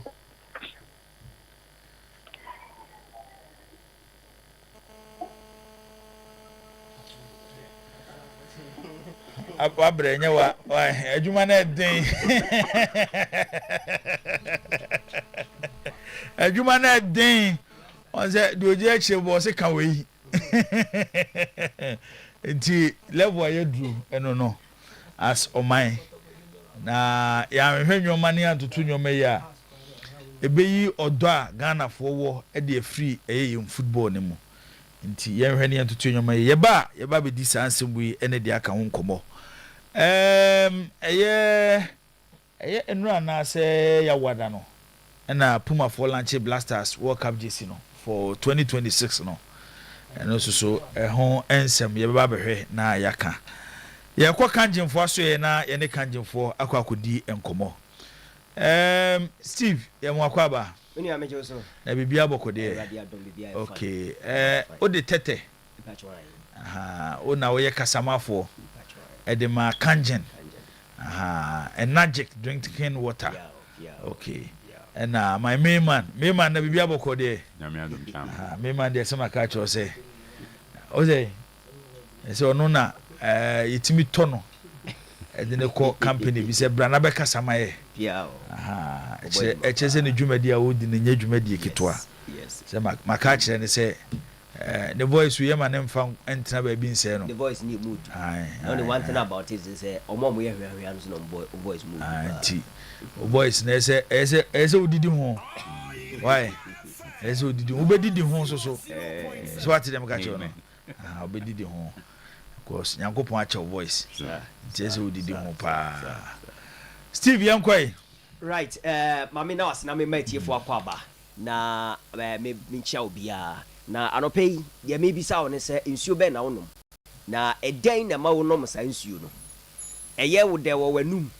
Ana eba ya chentia ana toa no na eye ofe ana nso se wode afa eye test mu assess ya hwese eye ema onipadua na o to nsuo nso ade na wo hwe nsuo na ho odin ana se ne bo sanse wapom den ho hia wonti no o to nsuo na wanom a na wo se wo hwe nsuo no de ebe ya ma onipadua anopedie ye hwe eye the antioxidant protection of Kangen energetic drinking water.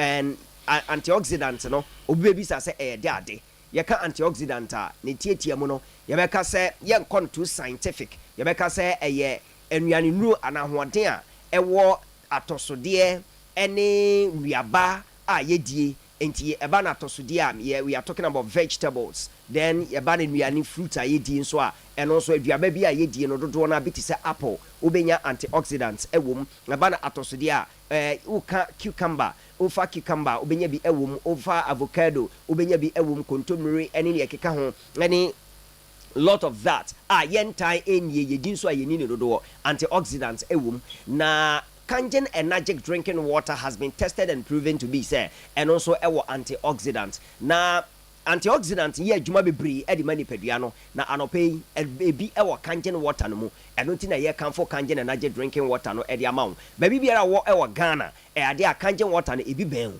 na wo hwe wo TV so ana Facebook ana say any of the social media handles no numbers no and really ewo screen so no obetimi afa na wa frɛ say bi nso a utie radio nso a di kan fa number no na frɛ ya yete yi enye yen ena ye be receive call no o frɛ a number na call office direct e wo team ewo hɔ no ma call no duru hɔ no ma no mafa omne wedi nkomo say what Kangen enka ewo fidie so na opese unya nkyiremu dodo sansa ha yentimi enkyire bibia mu senete na anope ye hwe aniama Kangen energetic drinking water eye yedi ka prove say eye purely alkaline water with a pH of 7.5 to around 8.5 uye no esi nchen a eno nti no acid bia eni Kangen energetic drinking water mu na waba benom na manipadua no ohaw Dr. Henrik Otowobek aka o say aduane a eye alkaline a ebo manipadua no eye alkaline no so nipadua no ebe ye alkaline state e move from acidic state eba alkaline state a yare bia ntimi ntinam ema no enye yie eja no pay Kangen energetic drinking water purely alkaline water number 1 number 2 containing antioxidants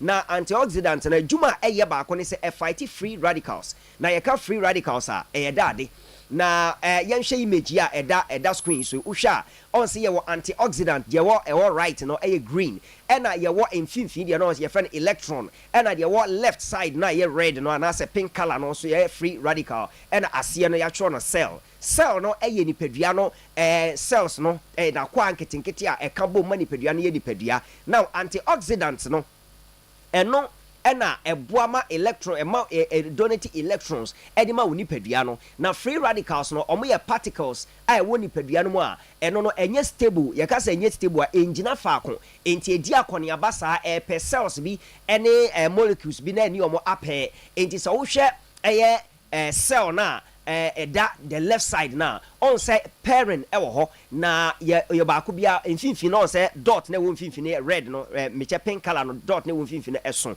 the wo round one no ho no on say a pen 2 but the other one na wo right side no say ba ko pen ewo ho e na ba ko no a free sa baby esese ewo no eno no eni ho enti eno no na friend free radicals it is not attached enti a movie ewo ni peduanom a movie no so na cause harm e de amani pedua no enti ade antioxidants eye ne say a donate electron e dia ban to hwe arrow na on say arrow no every electron no ba ko every antioxidant no ho a point to the that spot na eye cell na ba ko no every hormone no na ababe de ababe sha na se na be ya cell no e be pe na nipadua no aye stable na etimai den abo adwuma de akọ nanim.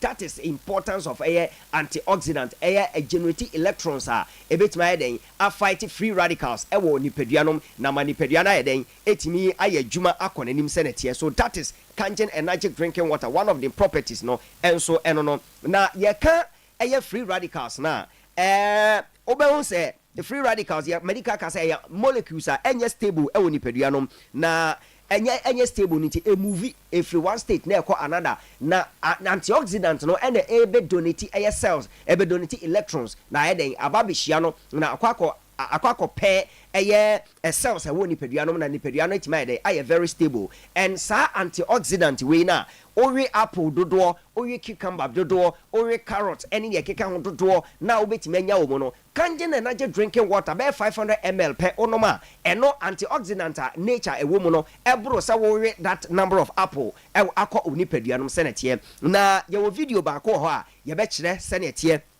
about Kangen energy drinking water ye kan ORP and as antioxidant senior etie now uhwe video ya edaso ya broni no air produce Kangen energy drinking water directly from the Kangen water machine a K8 machine na a containing titanium coated platinum plate no now machine no air produce baby ordin in sachets and air produce acid water now acidic water no also the ORP meter ni shemu no a ready positive 973,980 positive ni gina oxidative stress ekire se nipadua no ewe na ache enti sa onum nsu ye acidic a onipadua no atwintwam abrebia na yare ewum afa wa produce Kangen water na nkasa na ye nom no eno na afa tube na wosoro nom na aba no all say no odi shem ORP meter na shem all say negative e na everyday all say minus bi da ho -751 -485 and up everyday in that order enti eno hwe esoro na all say chart na da so ya so oxidation reduction potential mo share TV so any social media so no share image na da so na and na all demonstrate so that is the Kangen water machine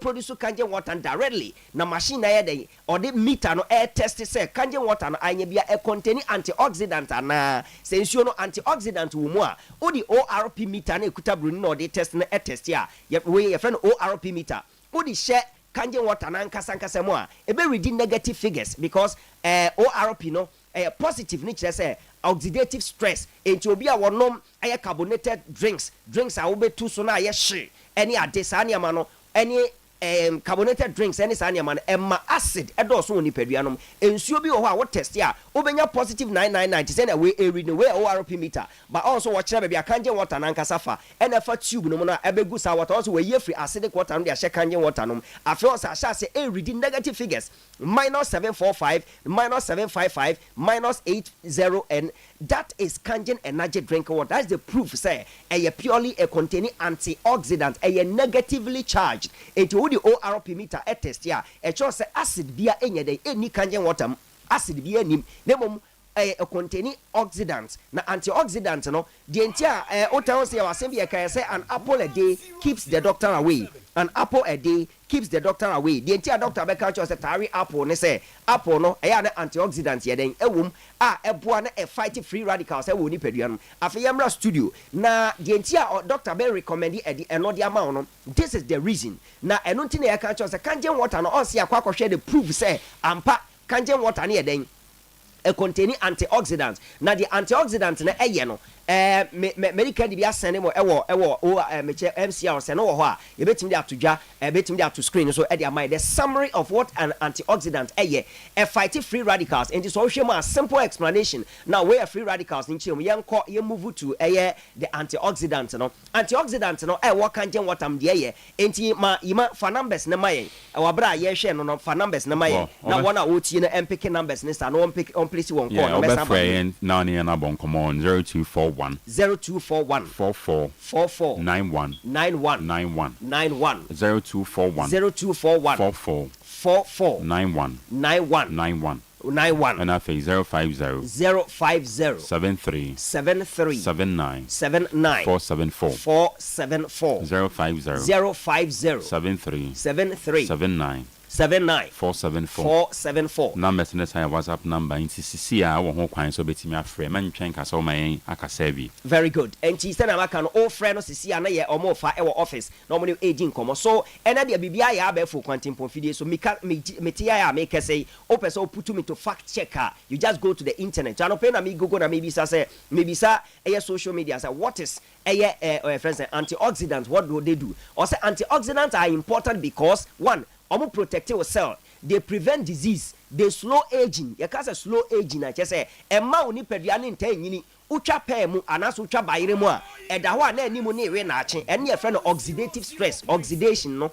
eno no na antioxidation it say anti-aging just say obi ono kanje na naje drinking water because say antioxidants na ewo mu ni nti no emma honam antwintwam enti abre bia na skin no fresh sort ase na honam na dey fresh you better move on to the other importance of antioxidants no. So these are some of the things kanje na naje drinking water enti wona wono kanje water dey enti kan nsuo no wasem bebre no enye se bia enye dro but this is what it does. Antioxidants no say eboa ma reduce bad cholesterol and friends cholesterol damage obo honoma anwa anasrade ahyenimu bebre but antioxidant ni boa e break it down. So say kanje water no ye ba hanom ye be demonstrate wa bra etinye de o de fra oil send the high pH no o de fra oil send it me break oil net down send it here on san kan suo ni anwa de anka ni afra but kanje na magic drinking water no etimi sa adwuma no so e reduce cholesterol damage, e improve blood flow. You can say improve blood flow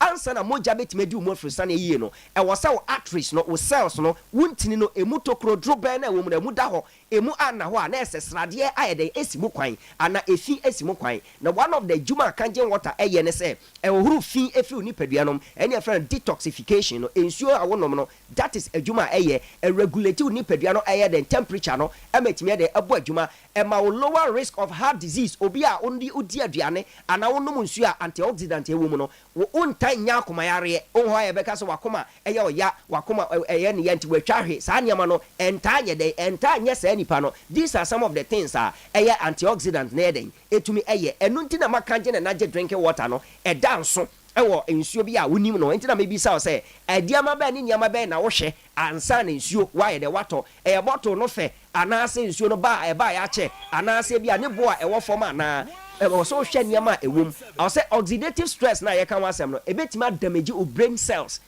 enti obi ho no ma kakra na ne refi ade kakra na ne refi ade stroke asa na obenya stroke no na ye say moja ni ntimi nkoma enti wo ho anasa wonsa eta ye utitriti na se moja ni ntimi nkoma na se wo ya ben stroke anesa na kanje na naje drinking water enye dro. Let me emphasize on that. Ensuo water is life. Ensuo ye nkwa na mom enye nsuo bia nso na ye nsuo a na betima ma sa nkwa no e wo so enye nsuo a antioxidant ewom e wo so enye nsuo a ye kuta better pH 7.5 to 8.5 acid bia nya de enim na sa nso ye negatively charged very important say na demonstrate ye di meter no e di shema ya demonstrate ma ye hu no that is kanje water. Enti ade a emma unya memory loss wo ho ana ade obi ni udi nkomo kakra sisi ana orafi wo de wade phone kuta na wo san hwehwe saa niam ni nyina no eche sampa unipadua no unya kanje na naje drinking water na onom nsuo no a the more na wonom no wo na obeba bedi ho adanse na wahu de kanje water no etumi eyema wo so yesa sempa 8 a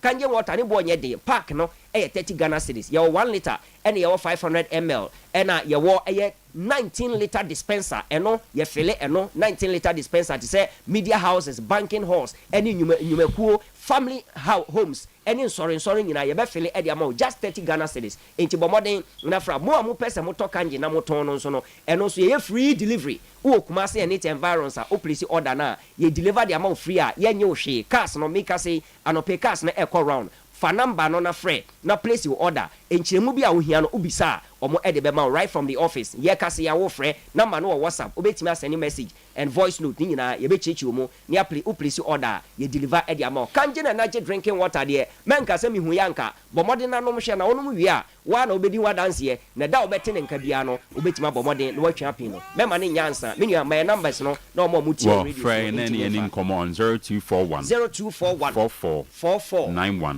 0241 44 44 91 91 91 91 and after 050 73 79 474 050 73 79 474 Yacha kwan wa bawa Ruth and I said Breman UGC Breman UGC e Kumase e ho na ohwehwen ya obehu yen yeah that say Steve yes sure say na ochi wait marry apple be 10 apple 10 me sure be 3 de marry 10 de there be I would be every 10 oh say onum kangen water 500 ml bottle no back one it say na worry apple be 300 so the antioxidant nature content na wo no okay that is it so kangen water ka say kan wasema de bechi yeah that say Steve ebe say share that say na yedi enkomo chairman bozo ebe share Martin why okay bro no bi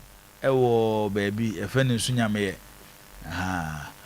echedi akwaba mejoso okay e beda kanjin fo ase enti ye ramono ne kakra na afi yasabe toaso ewo efie efa nkoma na yedi ewo eye efie obed mami ntie we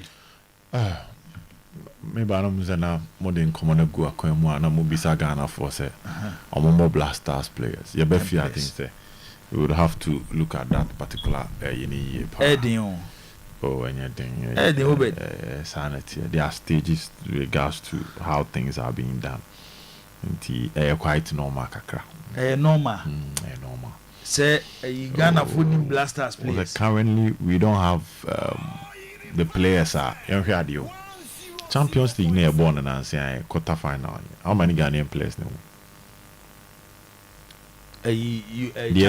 Quarter final. They only the who Ghana players. No, maybe. Edu doesn't know. Oh, there's no Ghanaian player. If no quarter yeah Edu. The ever boy. Yeah, quarter. They say the boy they not Semenyo. Yeah, but quarter. See young boy. Yes, though I'm just saying Ghanaian player ni Madrid. Ghanaian player ni Atletico Madrid. Ghanaian player ni Barcelona, Ghanaian player ni PSG, Ghanaian player ni Bayern Munich, Ghanaian player ni Liverpool, Ghanaian player ni Arsenal, Ghanaian player Sporting. Not sure it's a Ghanaian player or Sporting. To just a Ghanaian players. So the point I'm trying to say is that in the past we had Ghanaian players na the mom da Ghana for no one solid performance was under 20 level. Intinipan under 20 ni kran wedi ka anything. But recently one say under 20 is not doing so. Okay, did I use squad na? Yeah, 209. Uma Ghana for be chance or met me a boss did I use squad na starting 11. Why? They have performed in Africa and proceed to do wonders in a year the World Cup. From the under 20 level now no started GD neighbor. Ransford a year or say Dominic Dia na Jonathan Mensah, Daniel Ado, na wenya Ajimambedu hakaka good Abeku Kwansa yes no wenya goalkeeper Liberty keeper Daniel J inti hona na edina starteba na Ghanaians are getting familiar with their names, then they will proceed to the Blasters, and because of under 20 performance most of them can get some good clubs to play for. First, near Ghana, no BTS will be bought like no be bought Asian, will be bought Stephen Appiah. One, they were consistent and they were also at the top level. John Mensah, I'm not for say John Mensah could bought Sunderland. At the point, Sunderland there were 3 Ghanaian players now Sunderland. I'm not for a Murefis Adian. Jibo, Muntari Ayekan. Muntari bought Portsmouth, Mbeji FA Cup against Manchester United. And son Oko Inter Milan. Muntaibo Intani AC now. I'm out for review. And these are big clubs. And I soon kobo you.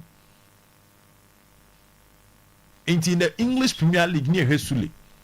Nia Sabe Shen or national team was consistent for a period of 10 years. The Ama say Dini Bonaya Deni say. Jibo, Ufa Blasters list na de toa. Players is saying they 10 years. Are more top level. I'll say they are floating with the top level. Some on 10 years of Blasters. At TCG and the name about 1 year consistent. But she time as a Moja and Peke, who did also for almost 10 years, Stephen Appiah. because appear we 2004 after see a call yentimi qualify for Tunisia 2004 and when appear starting in Tibeye a key figure on the no baba no key figure and appear jina mua tra 2010 nyina appear na so jina mu how many years, how many competitions, how many tournaments now about our time. Okay, and the issue is when our players are not at the top level, they are not stealing the show from the juvenile level for Ghanaians to fall in love with them. And 3, they've not been consistent at the national team. A dear is so busy among me boy the parties, the Jordan and Humono, because these players has been around, they have been around for long. And they've also played for clubs. Leicester boys, Jordan, Leicester kakra. Good. In the time of more Premier League, Abdul Fattah so buy and be pro nya AC and the teenager no so kakra. But apart from that, if you are not seeing our players in the big teams, it makes getting their names on. The HSC players in modern more form. Of course, assembling in no, they are no more at the top. How many hope you are? And a 2 years I competitions are check the last 3 AFCONs ya more than what to say. Back we qualify, last one young qualify. The last one a free group, but last but one group because Côte d'Ivoire create a free group. Yeah. And a Cameroon group stage. Mulo you could free group stage. Then before that was Coach Akwesi Appiah. 2019 round 16. Round 16 against Tunisia, partner Abefie. Inti yen could do semi bi, yen could do final bi because okay for almost from 2008 semi. 2010 ye tra semi call final. 2012 me was semi. 20 on say ye about 2012 2013 and say about 2015 no. Me nyina na Ghana we are doing well. From 2017 ho banana. 2017 pokra ya nya de ye call semi. Yeah. Under Avram Grant. Avram Grant ye call final in 2015 and semi final in 2015 in a Côte d'Ivoire say penalty mienu a yeah, got to papa so mo fa ho beje cap no. So we ship from 2008 I host to Okroma. At the bar 2017 we are talking about 9 years. Na Ghana players and they were consistent and they were doing well at the AFCON level and also World Cup qualify and the World Cup proper. In Tiabane sa omudini be common. Then imagine that Shimero Babi Bobby. Next call up ebikura no nka ho. Yes kwesi Sibo aba. Sibo ba blasters on di 1 year o. Enti nipa dodo osen e na betimi afa Sibo di no e de ato o ma no if onye obi a o follow sports pay. Elisha Usu beba na okọ, Baba Idrusu ba na okọ, Salis beba na okọ. All these boys have not been consistent. But yeah, no, but Eugene Fifi had a message be about or saying tell about that during the Sule and Asian era, most of our players were playing in Israel and other lower leagues. Pick the 2006 and 2010 squad and check their clubs. Oh, Ghana has always been about talent, not top clubs. Me bo factors bebre so. And the way aba. Me bo factors, me bo top club performing at the national team level in terms of major competitions and qualifiers. And also being consistent. And the Bema Ghana for whom. Into share a list here, the Abejibo, her list. Maybe someone say how many players under the last 4 years am I running through our list with him? Into another area, so I will raise how consistent are players at the national team. Consistency. More now, near whom? More now. And now, so Bokeko. Oh, Bonwa Samboni 21. He is consistent. The national team is performing because until I'm out the last 3 competitions, you know, group stage, not qualifying. And why the boom? And Opa, Yembisa Ghana for say, you call Cameroon. Your match is not scoreline, it is saying. Nipa bebre fi because it wasn't the best. Say on ani da Morocco, Gabon, se Comoros so saying. Nipa bebre fi say e ko toto papa so ne bae. And Opa bi say Côte d'Ivoire na anse ekoi. Teams be na anu. People will forget that because of our performance, Jibo. Nti e modern mona enye no. Any send ye we ba no chena we aba. Ene we ba o chena no we aba. Majid Ashimeru. A D match by Kwema for Pen Asem was Kumasi, Egypt 6-1.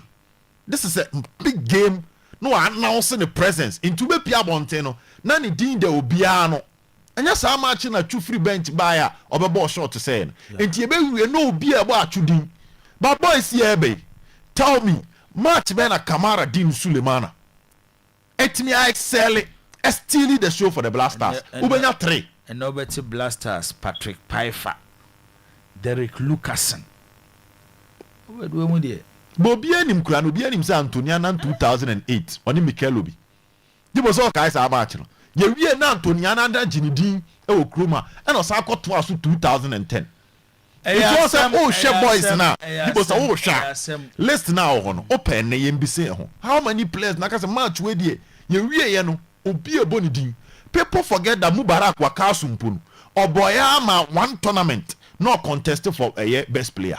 Yeah, 2013. Suddenly, South Africa Cup of Nations. Inti e ba ne saa na ye be wie no ni e bo udin. Be na ye boys yet say hwe kwadwa samwa.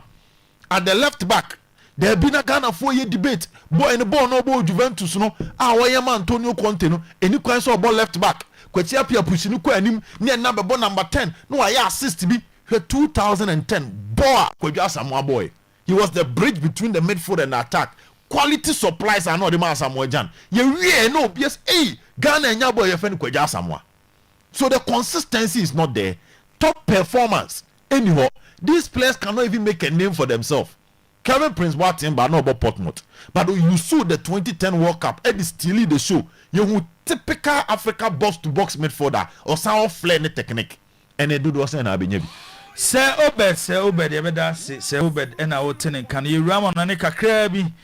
Na yaba na yabetwa enkomo ne so baby a wo bia no osu betimi Edward Dwencha ba enei baby a Blasters abedu enye Blasters nko a Obed osane edeba forma tane na America no ye local league no enei ye woni pa bebre a say ye bo CAF Champions League CAF Confederation Cup ye woni pa bebre omobo ye local teams na titu kotoko ne has enei Obed ebeye den enye even supporters kwa wo ye mu bi nsentwerofo se players see akan edema teams Obed enei Eden kura so beti abubo mudin na se ball ne beduru se ya na SCM ye ni bre na ye tutu nyoma yi se picture out this week now we 2010 Ghana ni Uruguay the cover was out to say hey was Ghana ni Uruguay Hanse du sapion kasa ba train wo bon yi Lai Kingston so ka do paper sorry Olele yes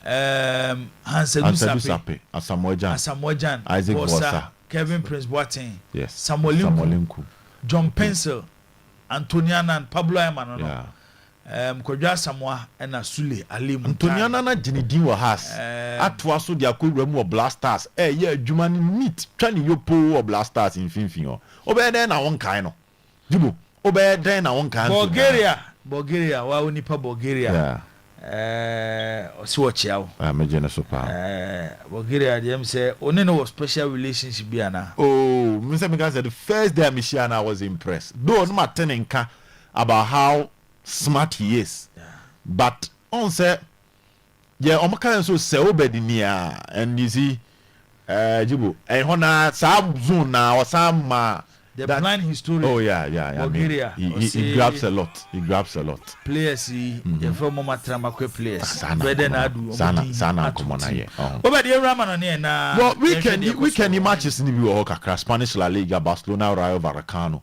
Jibo. Say Barca uncommon no. Laporte election no win me so say Hansi Flick. Modern Boneka ho pa.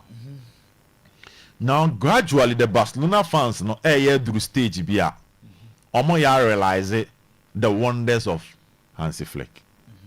You see, life after Messi, it was going to be a difficult one for Barcelona. Yeah. No be him say life after Messi, how ana Messi abeye a pillar in the Barcelona setup. No be him say how would Barcelona survive after Messi? It wasn't going to be easy because even with Messi, now Roma disaster no. Yeah. That was Stadio Olimpico. Yeah. Anfield breakdown by Barcelona. So the conversation was Messi impo. Yes, me among 8. Messi impo we na Messi beko. Because at that time Suarez was not in his element. He was fading. In fact, no major no kwai man ko Atletico Madrid ne Atletico Madrid akwaje the Spanish La Liga. Neymar anomu said he was going to be the one who would take over after Messi. That was the plan. Jibo. Neymar so free okrako PSG. And unfortunately, Barcelona any attempt to try say they were going to have another super front three. Because Obekaya Barca enya Eto Gulli and Ronaldinho. Gulli free Monaco aba Barcelona Eto Jinemu. Front three was solid. Later as our front three we kono Eto beste ama Messi ababe shenchen na Thierry Henry every England ababe count another solid one. Henry yemre Eto komo try Ibrahimovic amfa later be hu Pedro na yababe hu Messi ni ababe hu David Villa another solid front three. Emu yemre na ni benya the Messi Suarez Neymar front three. After that front three na Barcelona struggle. Especially Messi was not getting the ideal partner up front. We am try me do Kevin Prince what team nyina even in the Malcolm Beba Barcelona be kofa Griezmann, o ba kofa Coutinho, o ba kofa Dembele. Sa we mu nyina entimi amfam for Barcelona. Until at the time Messi kon na to say Barca ni one ayehwe. So it was going to get difficult. But now and your master Xavi ebeye adwuma. In fact, financially, and now say Barca no more tight contenting. They had no other choice than to visit their tradition, which is the La Masia boys, and a more of a chance for them to walk straight into the Barcelona team. And Xavi being a product of La Masia, no, and Shada Anya Diamano to give some of these boys a chance.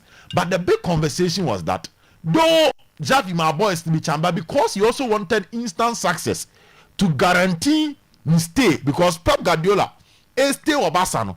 A instant success despite the rebuilding. There was that element of success and the buying more time. Emma, a moving from hope and faith to belief, power and reality, fear. The fear factor and rising here. So Xavi wanted the same thing. Bajibu Antimiamfa, Bahansi Flick were quadruple the project, and now and Barca Bohuma, you know that Barca is going to win. It's the same Barca for one TSS one. They just have to believe that they will concede. They say, I say Barca for that Jatum. But despite the fact that Barca will concede, they now have the belief that Omo concede no me show baby. Yeah. It is an uncommon baby.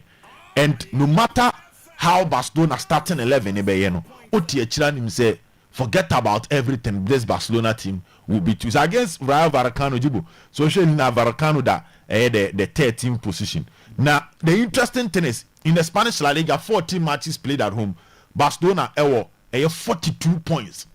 And no tell was say Jibo Omundi agro on fie. Inti say oh bawa akwa to say oh ba no nim say oh ba bejiegu because they've not lost a game, they've not drawn a game. Our company 14 matches more 42 points Jibo. Oma fani nyina and oma 46 goals fie no ma concede 8. So I'll be very surprised. A more difference home. Said the case more defense in league no.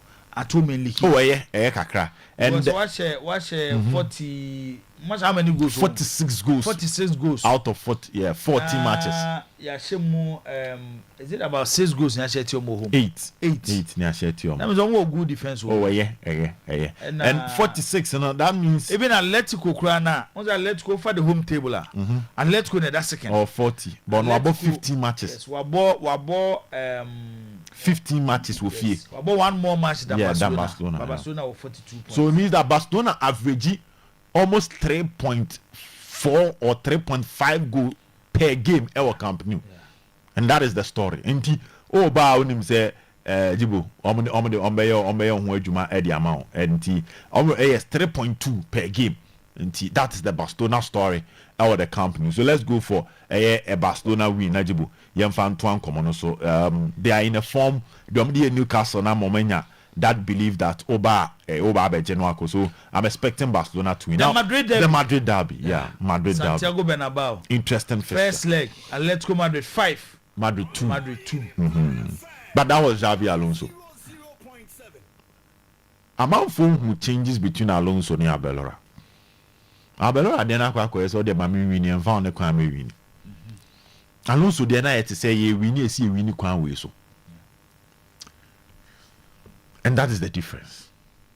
And such difference need play a critical role in big matches. Though Madrid the both you, but I see a Madrid team that can give Atletico Madrid a dose of their own medicine. Bubumuye ninti. Jeme pache ne say Madrid and Abelora ne mfa won kwan obefa so aboball no because ono Abelora ne ball no obaye no a obebo no. Obaye no kro nto obi nhemu. De ona no so mfa anya adwuma. Nti ono no woni tirim no.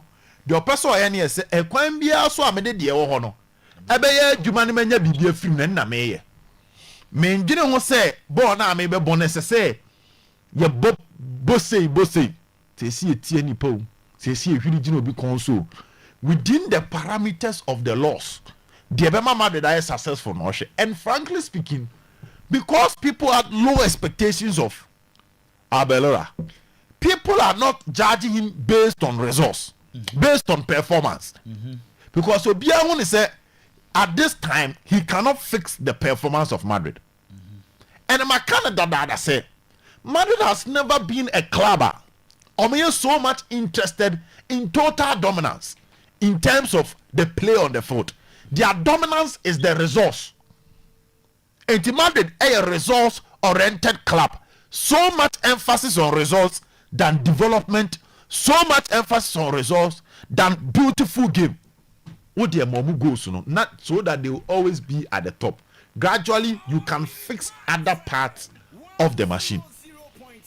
Into Jose Baena no man for complain. Madrid fans at the point were happy because no much yet Jose is closing the gap. Ancelotti at no point and a ball ultra attacking football. He catch you on the break. He will give you that confidence about no bit and we have been a Belore, you know. But the issue is Thibaut Courtois is injured. And the first issue. Second issue. If Atletico Madrid decide to sit deep, is Real Madrid having the ability to break their defense? And here the second question. The third question is, even if Vinicius and Mbappe start here, do they have the ability in terms of one-on-one? Also, let's go for the one-on-one, maybe a 1 versus 3. That rigid, rough game, no, can they do it? Atletico de Barca are different from Omni Madrid, unless they won't follow them. Born Atletico de Madrid, a too aggressive, too intensive than the Omni. Omo me BM for Barca. Omni Madrid at Tiagina. No, Omni Barca bar. Omo BM power. That's why that's what check there goes between Omni Barca. They don't go extremely hard on Barca sao. That's omo pin more change. Omo ba Madrid da. Omo boni gidi pa butu omo ni omo e de yam so ni ade. This game will be based on transitions and counter attack. Because that is the asset of both teams. You share Madrid and Manchester City. Madrid first share Manchester City. It was based on transition, quick transition, and counter attack. Jibo, this match will be a go. Any match will be a go festival, sir. Jibo, I'm expecting Madrid to get the first goal, but it's not a game that I'm expecting too much chances from Jibo. Chances me. I am more a CSA coach. I am Abelo Abaso. So why are they Madrid? I say, baby, nani mahon. Okay. Alonso ba Madrid no. He decided to put the players in a system. I will say system way and a beboa. But Abelo Abaya no. The also you say a players no rather and all concentrate on more individual qualities or more. So I had the last 5 matches at Real Madrid about Vinicius. Back to the Vinicius now in him. Oh, I get to the best out of Vinicius there. It will rely on individual players. On the Oyerepa no similar to Ejumana Zidane be. And we be and yet tactics same. Debi. Benitez by and Cobre. So it will be a compact game. Very hard to penetrate. My problem is the absence of Thibaut Courtois. Yeah. Though Looney is a good goalkeeper. But Courtois a keeper matches we and match. ba ku bi a obenya obebo afam no jibo beduru ona okutem yema Madrid win or draw. Both teams had a tough game. Madrid by Etihad, Atletico so by England by ball Spurs or the Spurs Stadium in Tijibu. Champions League they had some difficult moment, but I feel say and you might be me at Nika Kradia Mama maybe Jibu here baby na either a 2-1 scoreline for Madrid or Jibu maybe a 1-1 scoreline. I'm not expecting Sargo's snap him because that was Xavi Alonso. And how Alonso and Newman is different from how Belora and Newman Jibu. Indeed, that is what I'm expecting from that game. The match of the weekend. Match we know Arsenal and City game, Jibu. EFL Cup. EFL Cup. Final. Nam the Manues. Jibu, a Kappa. Send your season in a query, a war. A one she P. So. Man City now is out of the UEFA Champions League. Okay. And quite a na City now so nanya kwanke toa. Because City qualify or Bayern Munich. Or qualify free or you would play PSG or Liverpool. Yeah. When Liverpool in the Champions League is different from Liverpool in the league. In 2000 quite City now so na den pa. Arsenal will play Sporting a tricky game but not so difficult if we be Bayern Munich or be Liverpool. Obi kobo Atletico Madrid now boss Sporting. There's a captain who the end muda. Then the league. Now, adia ba kwa City they tie her Arsenal. And I nyina tie the ball Arsenal echi their mentality and how difficult it is for Arsenal to finish well. So far they had a good start. Almost drop the momentum in the middle. But fortunately for us now, the time Arsenal drop momentum, na City struggle, na Liverpool struggle, na Chelsea struggle, na United, pem sign. Into all the clubs had challenges December, January. At the same time, now Arsenal challenge. So bien Timian said that and take advantage. Aston Villa getting closer, but now Villa is completely out of the conversation. Omujane Dunkura. In Sawi teams nina Arsenal Sansum February ending and the abetua so much I'm on my pick at the right time. So why they need this gap is that they need this gap to boost their confidence, to activate their trophy winning mentality so that they can use the energy from this gap to end the league and also dominate in other competitions. Arsenal or FA Cup, Arsenal or Champions League, and Arsenal is doing well in the league. Into me here crew win to completely kill the spirit of Manchester City. Now Arsenal at the crew are not 12 mujanoso. On the part of Manchester City, people among for started a critical analysis on Pep Guardiola. Say we're doing a decline stage now because it's been 2 seasons running. And over 200 million spent, the problem has not been fixed. And Guardiola starting issues. And spending and what fixing bianca different. But Guardiola nya issue, Jibo, was spending until fix it. Into a no casano, some form of doubt as set on the team and even in the fan base, especially when it comes to whether Guardiola and what the ability to turn things around. So Guardiola bet turning things around that a match is free say. This senior who's a Belora Guardiola film. So I say Chelsea Pamo Enzo Maresca omo youth team under 21 coach on the Pep Guardiola bet Tim Yamso. Yahu Bodo our Pep. Yahu Leverkusen now be PMO that's Pep.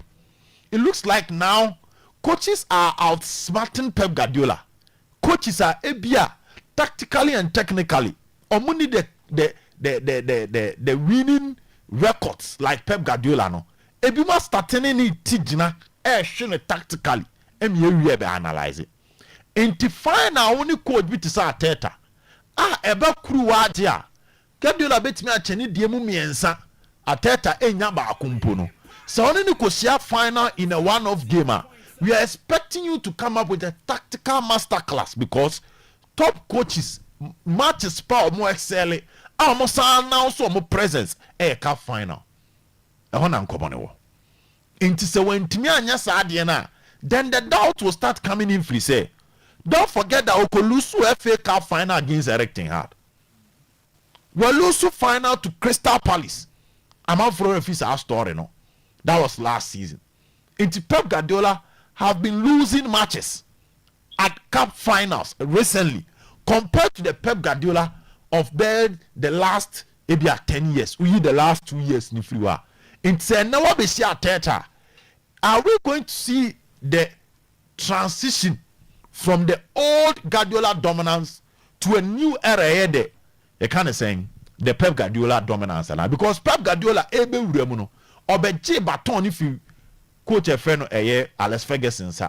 ebro ni be hia mo UEFA Champions League final or say no on 2 different occasions or yes ade ni we na manfo hu say Ferguson ye mere Guardiola mo na eba don't forget say bra Jose ebe take over no owuremu England ebe break the duopoly between Arsene Wenger any coach your friend Alex Ferguson sana transition so between young coaches and big coaches when changes neighbor into your Arteta was our kind so Jibo things you should watch out Arsenal are very good when it comes to high pressing and mid blocks and any team they are good when it comes to high pressing and mid blocks you can distract a Manchester City for build up no because City build it from deep including the goalkeeper and omo organize omo yiye a set tempo in the middle ball ni be Drew Rodri then we ebenya effect bi on omo me no title massive effect Jibo massive effect City etete Arsenal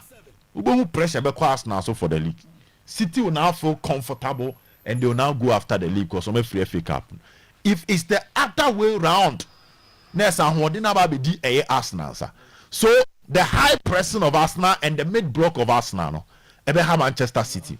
Point number 2, the exceptional partnership between the back two of Arsenal in Gabriel and Saliba and a Kepa ne beda ma ochina mate say coach nso ma Kepa da mate so ma Kepa da say Kepa ya dia wanda here for matches in job say Kepa da enti entimi nyusu David Raya e banko mo we na china se want to know ban komo ba ko ne pa na say the set piece of Arsenal a very massive or matches be say final be say so with these 3 deadly weapons Arsenal they bano I feel they have an edge though City so one weapon in Erling Haaland but me who say Saliba and Gabriel be man a tough time pa City were weapon in terms of their midfield control and a City so one big game mentality and experience say na make no but me hwem komo na depend on how we shape in the midfield no on say Adeba kwa Guardiola are getting the wrong part this season and midfield arrangement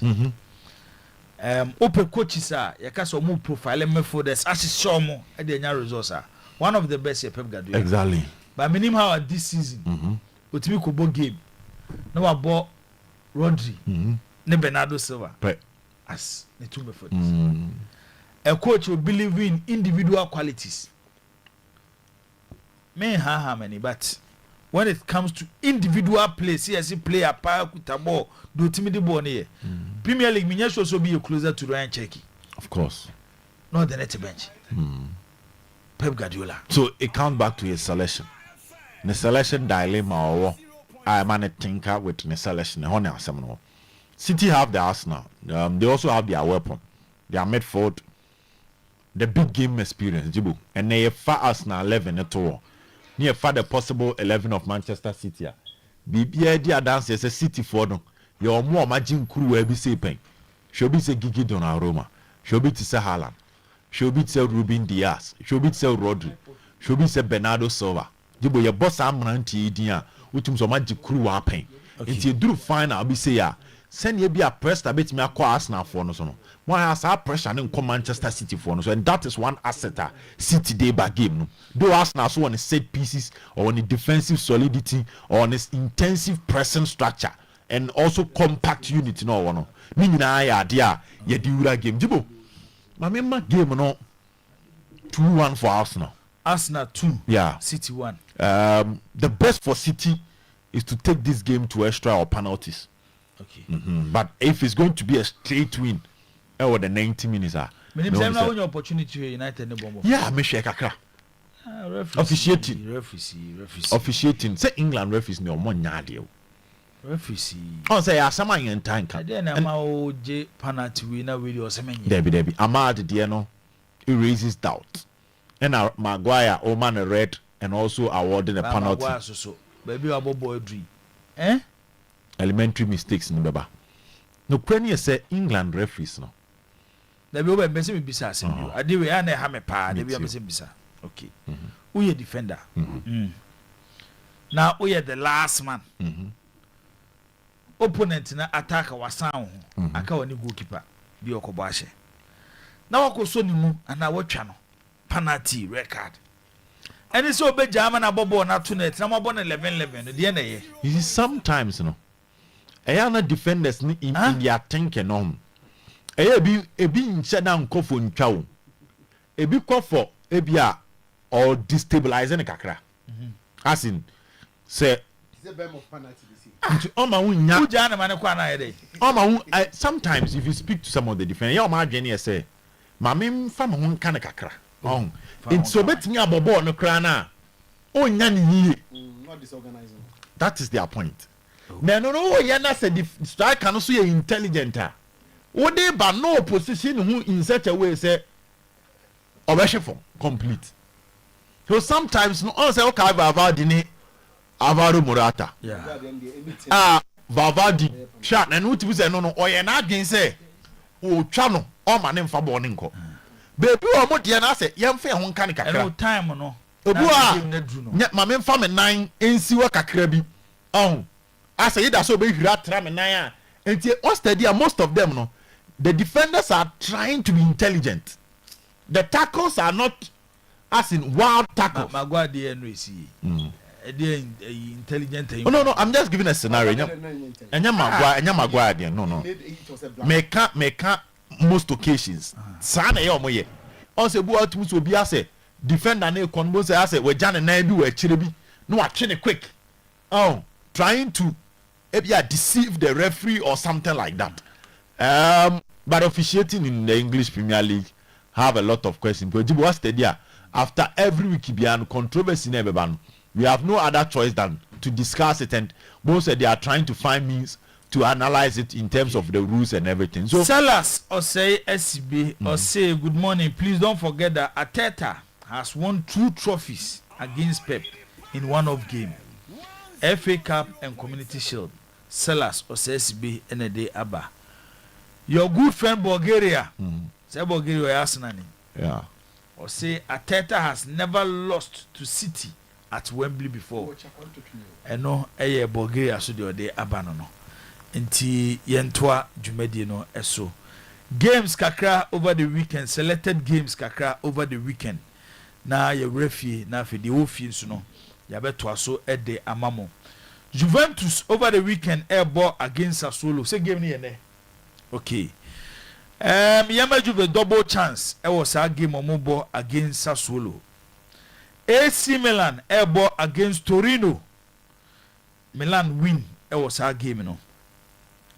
Bayern Munich ball against Union Berlin. Bayern win over 1.5. Was a game nim. Borussia Dortmund ball against Hamburg. Borussia Dortmund win. Barcelona ball against Rayo Vallecano. And also so Yema Barcelona win over 1.5.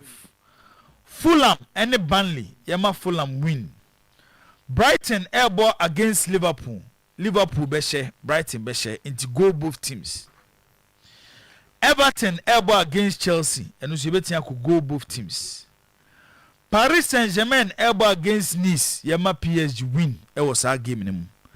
Real Madrid Atletico Madrid go both teams. Babetia Madrid double chance. Como elbow weekend against Pisa. Yema Como win. Atlanta elbow against Hellas Verona. Atlanta win. Ye careful ewo Roma ne Lecce game no ho. Be very careful. It was our game no ho. Feyenoord elbow against Ajax. Feyenoord double chance. Portugal so no ubetia for Sporting Lisbon win. NFA FC Porto win. Sporting Lisbon airball against Arvasa and Porto airball against XC Praga. And Tibetia Sporting win, FC Porto win. We selected matches over the weekend. Danger man for you refi ebim na for you and some wofi yanko. Boss, me danger. Captain Akwaba. Oh, Obani. Bibi aboko there. Okay. Oh, Capital City. Ebi ko ne biaba. No me fra one fantina me so. Na ofro bia na 11:30. Adai. Some minimum. Which was all not, you know. Obi am friend by all them friend. You be a friend but before for me 11:30 but ko dey me sure say wonder am friend. Okay. That is so you. Babo yankoi. Ade ba kwa me doctor to me fufu sese no no. Afo me ntimi no. Minim say na ye challenge the man but I say ofi ase na me wo bi until recently my started say me force one. Say the many abre. Say me ni brabem. Baby na de me nam no say man hwe ya. Baby ani peke ka ko no. Say one hwe ya. Na me say na me timi tina hwa bia one na afi na me da. O de say one 4:30 na ma san sorry. Na de o de order. No me 12 you da sa na me say you me struggle. O de say order. Who can better na ma san da. And I say me breye 1 2 near sorry. But he said there and then you be induce cry be induce the other. Because the can come here. Boss, me do free kotoko.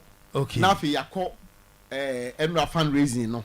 Na Asante kotoko. Na me de video bi so ama wo na be bisa oni minia captain. E tedian so bi oba na me bisa mo so bi kakra fa ho.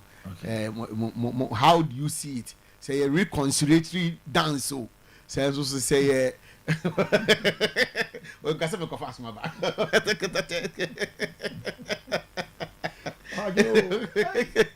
Eddie, I don't blame the supporters for giving up on us, but I want to tell them that there is hope. Those ahead of us are not moving up. It's just a win for us. Then we get closer. Coach Prince Owusu encouraging Kotoko supporters to get closer to the team. I don't blame them for giving up on everything, but that I still want to tell them that there's hope, and then we are ready to change things around. Where we are in the league, that's not where we're going to end up being. We're going to be coming up, and so they should be with us till we get up there, so we'll all be happy together. It's not just me alone; it's the entire team, and then the fans as well. But me, luckily for me, those who are ahead of us who are not moving, they are also still just matching time in the same place where they are. So it's just for us to win, and then when we win, we move some points high, and then get closer to them as well. Also, league no say, oh, the upper a bond power table no so na me hwe so we table now we say league no and share that nyehu sa Kotoko can give up Mediama of 46 points. 46, yes. Gold Stars 45 points. Into 1 point difference. Haas at the third 42 points. Into between Haas at an equal tier say. I can say Haas season in Koye. The points gap between Haas Mediama or that top of the league 4 points. Yeah. Okay. Even that's about one how much? Yeah. Adriana Stars 41 points. 41 points. At the fourth. At the fourth. And Asante Kotoko 39 points at the fifth. At the fifth. But we got 8 matches mboa. And a 9. Nti we ni dia. Anka danger man still na no. League ni je no. Untimi fa unsensi ubo. So obi age. Say team we and as we and age. But 9 times 3 saying 27. And they got 27 points to fight for. And the Kotoko 39. 39-46. 39-46. They will need Mediama. Ombehia Mediama so ombe lose 3 games. Even 2. If Mediama lose 2. Even Mediama lose 2 board row be crowd is a danger. Yeah, can so Kotoko so ntimi nhye. Sa no ni asem no boss. Asema ye kan nyina ye kan no has trokan pando. Trokan pa wo mani board na ne hwe ya. Enu na me nua kedwam na. Eya adwen say Ghana ball no. Edu ba bi a wo pese wo hwa ti se wo twa bi no wo di joto si wa no. Ani kedwam na kamera m kan. Oso wo twa bi na wo ntwe joto. Obeso he Ghana league. Unya joto na si wa no na fe wo twa bi. Yes, I bought yeah, boss, I'm not me bro. Me and mommy to me, I'm wishing him, you go bones, so born so crafty, I was asking.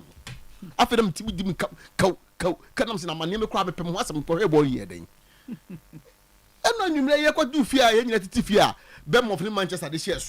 So here, no, now here, dear, no clear what is and the man you put him die a crow, boss. Not an angel. Born coaches in any place, or Munya, the Omuyan, go foot kind of cost stadium. Would have a supporter.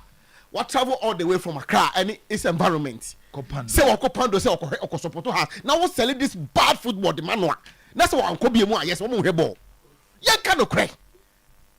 Young cannot crunch players, no, any technical team, no. Say, almost so Omuka will be. And I support us in cost stadium, no. Because me has a folk supporter.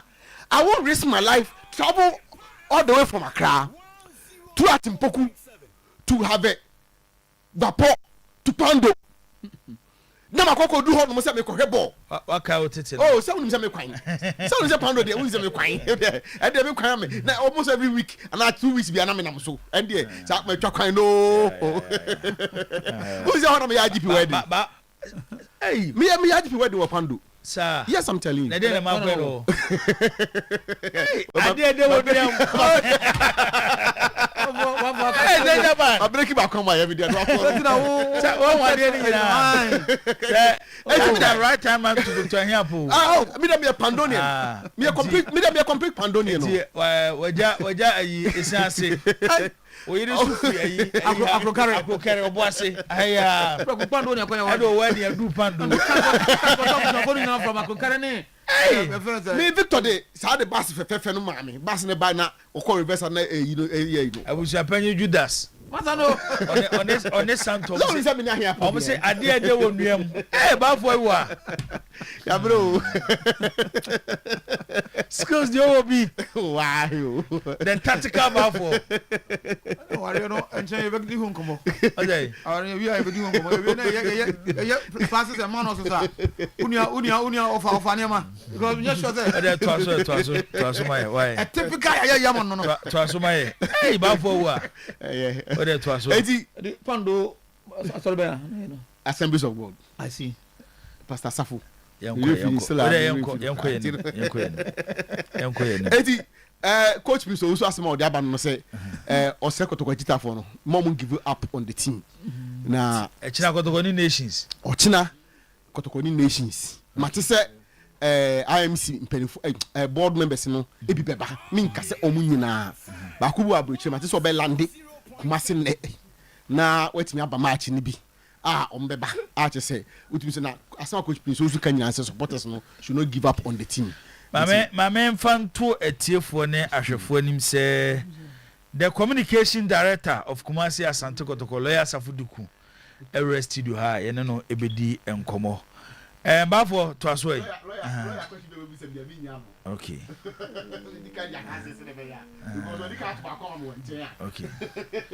okay yanko we are targeting $30 million. Mm-hmm. 10 million for a start. 10 million for us for the start is a good start. It's an opportunity to market Ghana. So we encourage corporate Ghana to support this initiative. Deputy Finance Minister. The fundraising target is $30 million, as I mentioned. And if you listen to the pledges and donations, on the first day of the launch, we have got more than $10 million. And so that is a good start. And we are going to have other events. And we believe that the contribution, we haven't checked what is coming in through the short code. We'll see that as well. And don't forget, for us as a country, we see the Black Stars participation in the World Cup as an opportunity to market Ghana, to sell Ghana and to show Ghana to the world. And so apart from the sporting events, apart from the soccer on the pitch, we are organizing a lot of side events. We are partnering GIPC to organize investment forums in major cities in DC, in Toronto and others, to allow Ghanaian companies to showcase what they have in this country. So we are encouraging our corporate Ghana to support this initiative so that all of us will be able to market this country. And as we announced during the launch. Boss, now, and our fundraising, I say, talk of the program, one of the generative discussion, the appearance of the two superstars, Shatta and SA. One is SM no. Shatta and Beam House.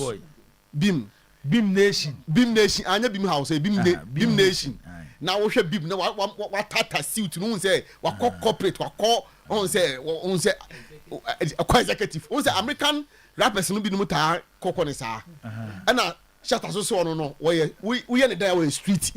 He also came with the street. You know to say omo combine money effect. Combine maybe omo share stage omo twitw but we say we dey no mo chacha omo. But Oman His Excellency John Dramani Mahama and the shares of Mumi no Munyo too. I just say, I no crown president now. And president Komunye. Where would the two shares of Stoneboy so got one has it me father for. Okano Kai a Stoneboy one dog Kai Shatta no what for damn Kai Stoneboy Kai where they almost smoke peace pipe who's a Stoneboy when me Shatta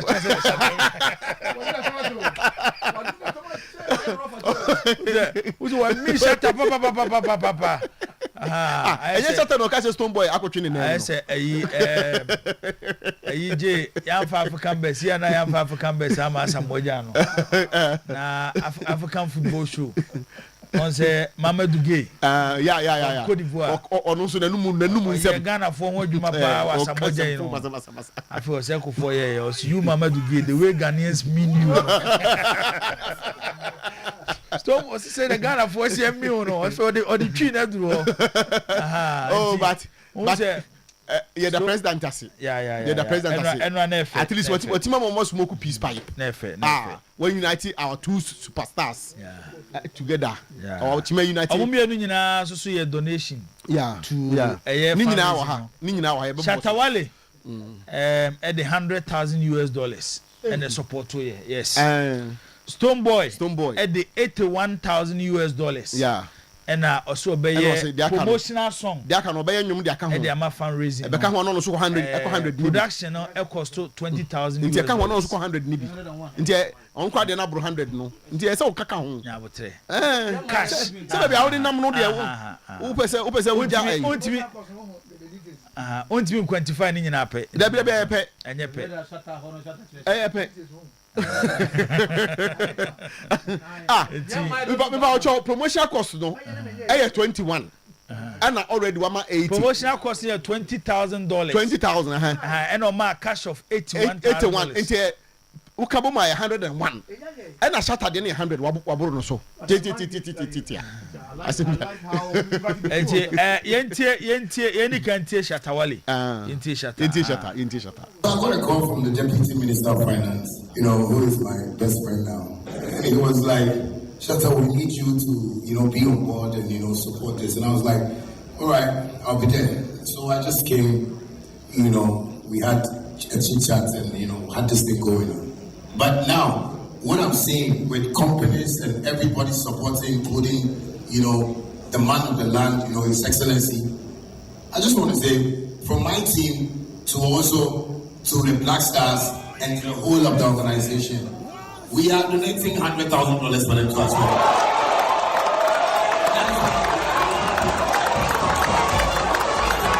So, from my Hot Wave team, on behalf of my partner, Zaha, Saeed, Al-Sharaf, Nana, who is right here with me, with my, team around. Okay, and one done. Shatta Wale and I attending Kana Enra or the $100,000 and I support to a fundraising for World Cup 2026.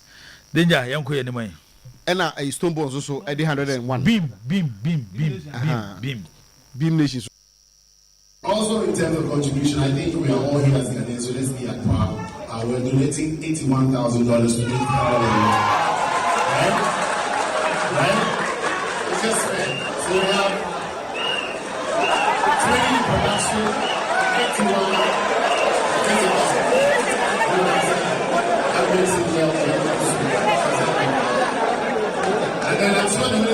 just to make sure that he sees to that. But I'm happy that that is going to go into tax write-off. I'm obi magis kanu. Okay, ya bo mabaso. Stone the owie ya no say owie ya no e bi credit ya Minister of Finance and say and Saturday so mo yadwuma krom nkoje. Beam Nation. So the Beam Nation no. Now I don't who say generating discussion on social media o. Shut up for no say Beam nyumo no. Omo hu ni say wo form kakra. And Beam for no so say the best you can do for the Black Stars. Say. Who say track me ye team more. Me tis on my side because enra ne achi nyina no. E say enra na ye 20th. Enra na Shatter e release on John Legend. Omunyum ti wana na for focus no SM for no wana no concentration. So and promote there we say we social media person. To they say we there wow no. Disparities no buy. Kotoko ne ha se no ano no. Let's enjoy the enjoy the omode mai. Enu ti na ma ma wo sa stage ni da. Baby omo we. Ma wo sa stage ni da. And captain enya adwuma da so mbebom. Yeah, enya adwuma. Defeat omo purpose omo de music no. And what omo mienu offer no, let's enjoy it. For the cameras. Don't expect Real Madrid ne Barcelona so mbeye na fofo. But when we there man here e kaka so me omo nyina no Liverpool ne Manchester omo ntimi da fo. Eluka de insida. Eluka de memfa nsusu na insida. May a witness to Saudi we be da wo. Captain, o try kra enya adwuma. We mo na for cameras. Asa. We kra put me the president now. Eja I some respect no na eja. We no me ya wa tu. Boss, I mean for we ntwam. I say this fundraising is a new chapter, and a new chapter of national excellence and collective patriotism. I still don't like Suarez and never wish him well. And never wish him well. The loyalty by Ghanaians to the Black Stars demands performance and results. President John Dramani Mahama, His Excellency.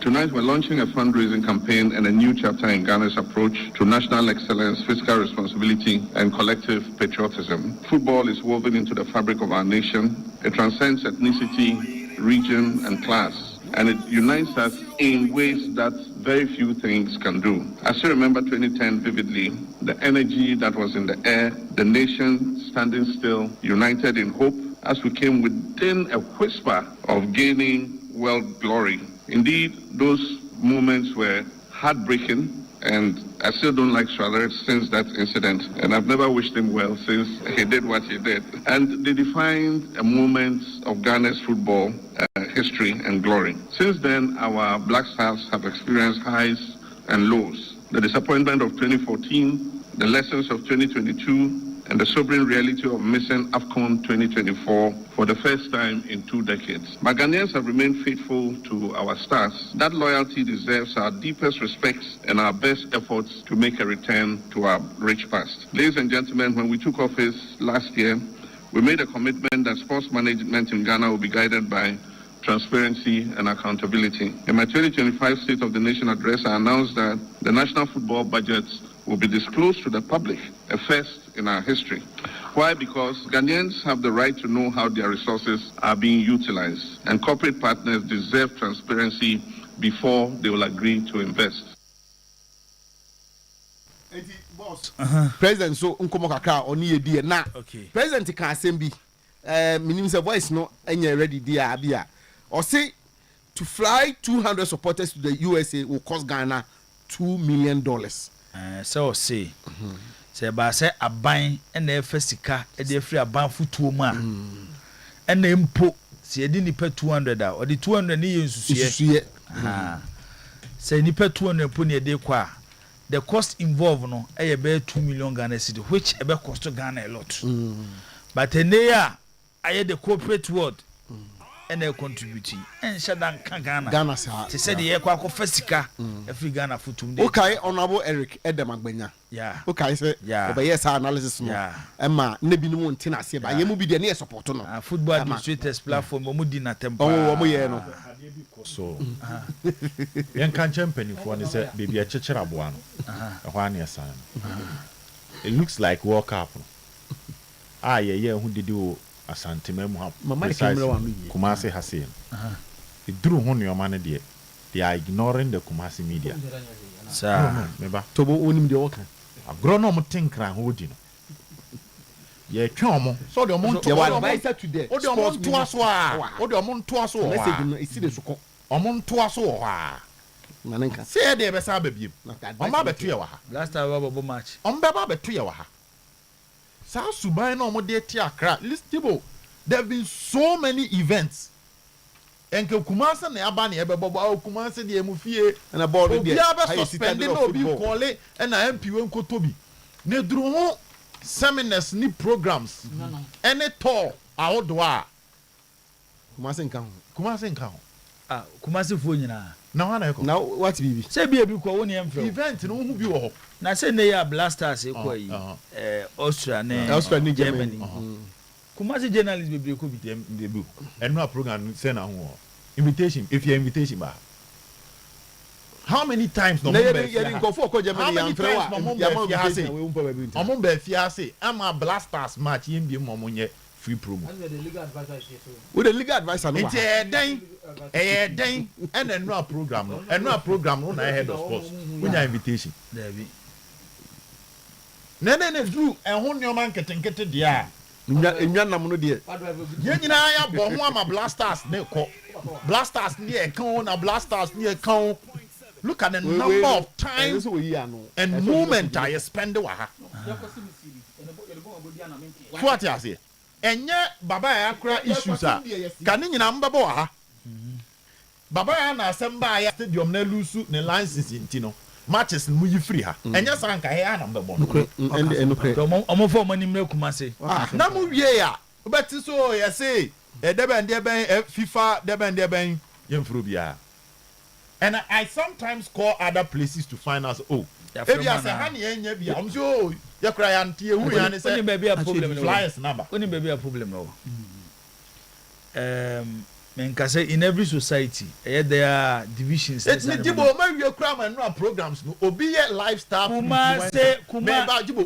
lifestyle influencing on your sports related person afana de ko ni afana tena lifestyle omo a o sha atade anu atwa video o ticket anu atwa video get ready with me to church get ready with me to gym ni afasa ankofo na kwakotena program na so we are no about so omo influencers because the homo Kumasi no ya kasa wa no na dramas obed me ba mama kasa me wasem na wo kan you are making a very good point man try to be ya no no me kasa me ya no me he is making a very good point but one thing to Kumasi na I say about mobile stadium no nya numbers yeah hwe ni ye and say enkan nsentro mo yes sports e won kan omo ye match united than ya Kumasi one problem eti eba o de ma ka sem na say project bi ba ya wo kan am ye selected and the go for me am bi da block nya bo tena me ka sem bi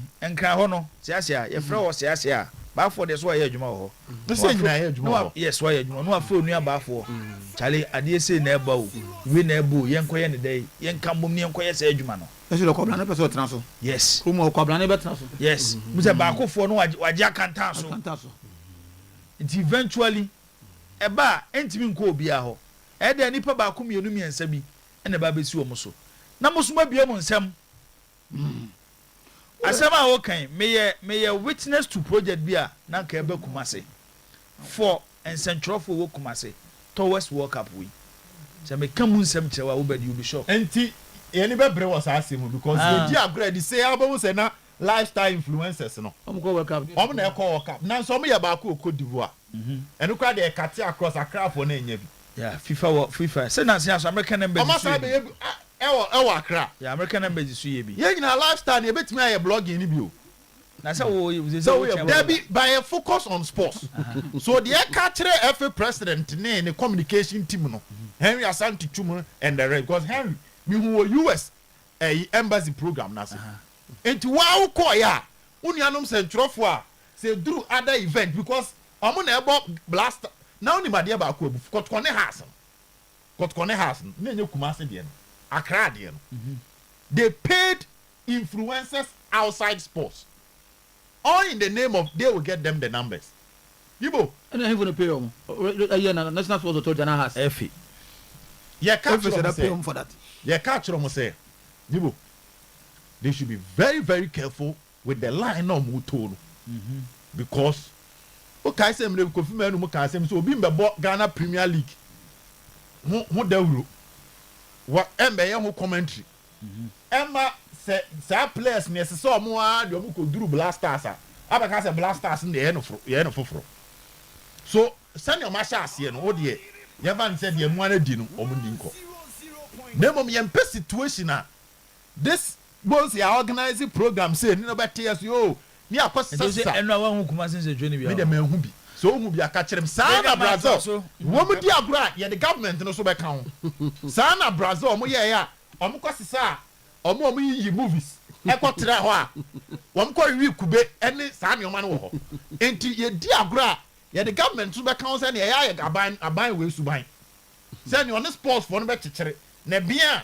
no dey akoma ma won fefo ne influencers no dey akoma mo ye wo the legal advisor the ministry of sports and recreation Monica Ewofia wakasa Osaye communication director edema Kumasi Asante Kotoko onya wini die but ono na eba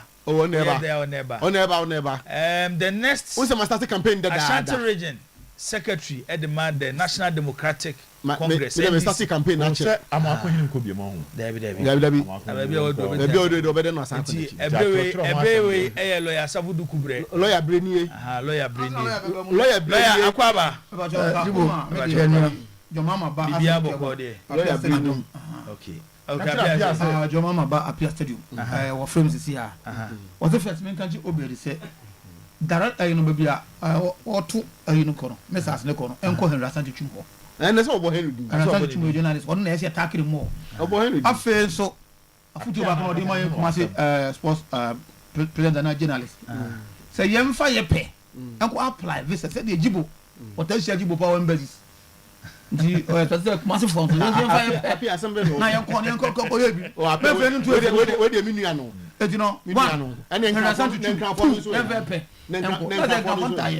on the members on top. But the Kumasi say realize information one ni bi Jomama appear stadium. The first one okay dem ne ya but they can onya the information one ni bi onya. O ya na mo hwe captains mo hwe na vote partner. Santi we gina NDC for how. Papa you papa. NDC for hanti ya na munya nyoma ne bi sisi na muchuchu twafa nchen saa na twen to boase ase na waka se ba me fa kofa no dey apia kasa ya ono no apia mina minua no wo dey wo kan dey ate ba yesere no information e wo no ebia wo tibia ebia na ono so be hu ni nkomodie yen kan sa na nyanto wo no okay apia dey be dey nkomachi yen kwa mi fa we nwie bon me pa so fa video no to suma me na me nim se ye be frɛ no se unity dance say whatever but enra Abdulsalam Yakubu eto ne safre football fraternity no na Mr. George Free ni lawyer Kwesinya Ntachi on the dancing floor. Oh nice. Na yeah lawyer Kwesinya Ntachi no say they said bibia to it we na George so and George try the boss to say boss say o try to say just say oh yeah just say no dey na dey endro no em say I say wow ni boss no yes sir o dey say the san tua so kama na wo hwe Lenadi say wo kan Lenadi ono so dey asaso gina mu minim no je e sro nko fasem wo adwen o nyina apie mu Abdulsalam fie won kan and Abdulsalam fie na it was exciting na if you mu de here because nye de me ne Alhaji Gusa ko ho ni mi oni Alhaji Gusa ko da bayi we East Legon East Legon nye tamade ni because me makọ tamade no ni se na hositi and no mojo mo ba for what the nyaman they o free essence bontefu na so e pando na yere e free apokare so e word pando ko any word pando pa different from football and no visa and different from football and no visa what is ba for wa we do dey apo I don't know about transfer one there be about go transfer ba for mu na transfer wedding so one for what now change bi na oni worry go pando da bi to the transport on to ebi so obi fa ho ka o obi ba go ofa no ba ni ko menye ebi eskani bi wo hotel oni o yiri nyina mo tenkran you are driving good point from hey danger man lawyer yes am akwa ba bi bibi aboko de lawyer afi ni mo me sure say what you bet kaka eye there enye area kameka se bia o concentration ko hu bebre je o match nti o de meba a china match no but akoye se e fa agudie ho na akoye Black Stars eyo man ni nyina de ano ene legal advisor to the sports ministry asema wo be de kan ye minim Mr. board member national sports yes national sports authority welcome biso aye koyi national sports authority di mutintin man say ya ne ministry ni de omo ne kese pa na omo da so lawyer jibo ba ne say na say obezi mu yi Kumasi for free me na me pese ensencho for Kumasi na me pese obe personalize no ko onye bi a general so nka wo fight for ensencho for nyina wo in the other regions o say some concentration be fa ko me ni sa but every problem we have must have a solution intimidate the man who say the honorable minister for sports the honorable Kofi Adams or listening years utie omanfo how na ugina so prefer solutions intimidate me gidi say any general say central for how bia omo channel no faso addresses our how and I know say could do honorable minister anymore only the contribution journalists in all over the country me ni say oba support any move we are say you focus on one particular group of journalists into mo na ma betuama say no wa hay betimi dia fa so say akobo na bo amane amaye apia stadium ozu tie o mampanyini mahama ba ozu betimi dia ko o mampanyina so ye ho dia amaye no these are serious issues I just say petition be kra na mo timi akan say no timi ababa mu yi ama opposition ay clear in person we make allegation is nti minim say mo de say yakwa say ko do minister nim dia I can speak for the minister obama mo listening and I must select bi ni mo jabi me ni say minister be support this idea no nti mo banivozu busu no mo nti mo ntet na ona mo nya ni Kumasi bia a general concern as a journalist igna na etu na mo no so obi esu na niwa but so say no na e say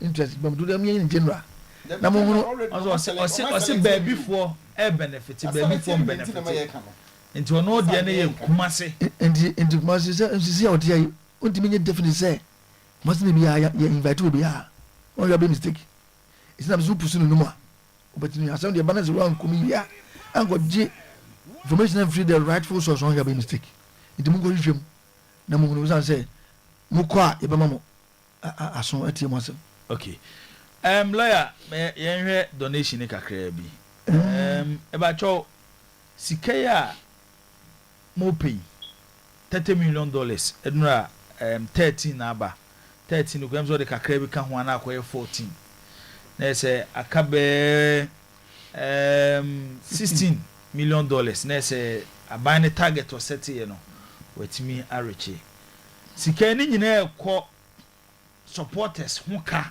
aban no na ankɔbɛfa sika de free ɛyɛ ɔman no futuo mu ɛde aboa supporters ama ma akɔhwɛ World Cup no bi ana sɛ ne titiri no ɛyɛ supporters kwan bɛnya akwanya akɔhwɛ World Cup no bi titiri paa no bɛyɛ no ma committee no wɔ tumi sɛ ebi a other ancillary issues bi bɛba ho a ɔmɛtumi asuggest sɛ ɛno so yɛmfa ebi nhwɛ but for now deɛ the focus no yɛ supporters no ɛkwan bɛtumi afa so de dodoɔ no akɔ de aba ɛsiane sɛ World Cup yi event kɛseɛ a wiase nyinaa ɛmfa ni agorɔ ɔmpani Mahama so nim sɛdeɛ Ghanafoɔ akoma si ɛda soɔ titiriw sɛ akɔpie countries akɛseɛ mmienu a ɔmanfoɔ dodoɔ no a pɛ sɛ ɔmo lifetime no ɔmbɛnya akwanya akɔhwɛ ho bi aba nti na ɔmpani ankasa de ne ho agye mu nti wohwɛ no ade si yɛ na menyɛ surprise ɛkyerɛ anidie ne ahofama a ɛne support Ghanafoɔ dodoɔ no a ɛwɔ ma ɔmpani a wɔsɛ siɛ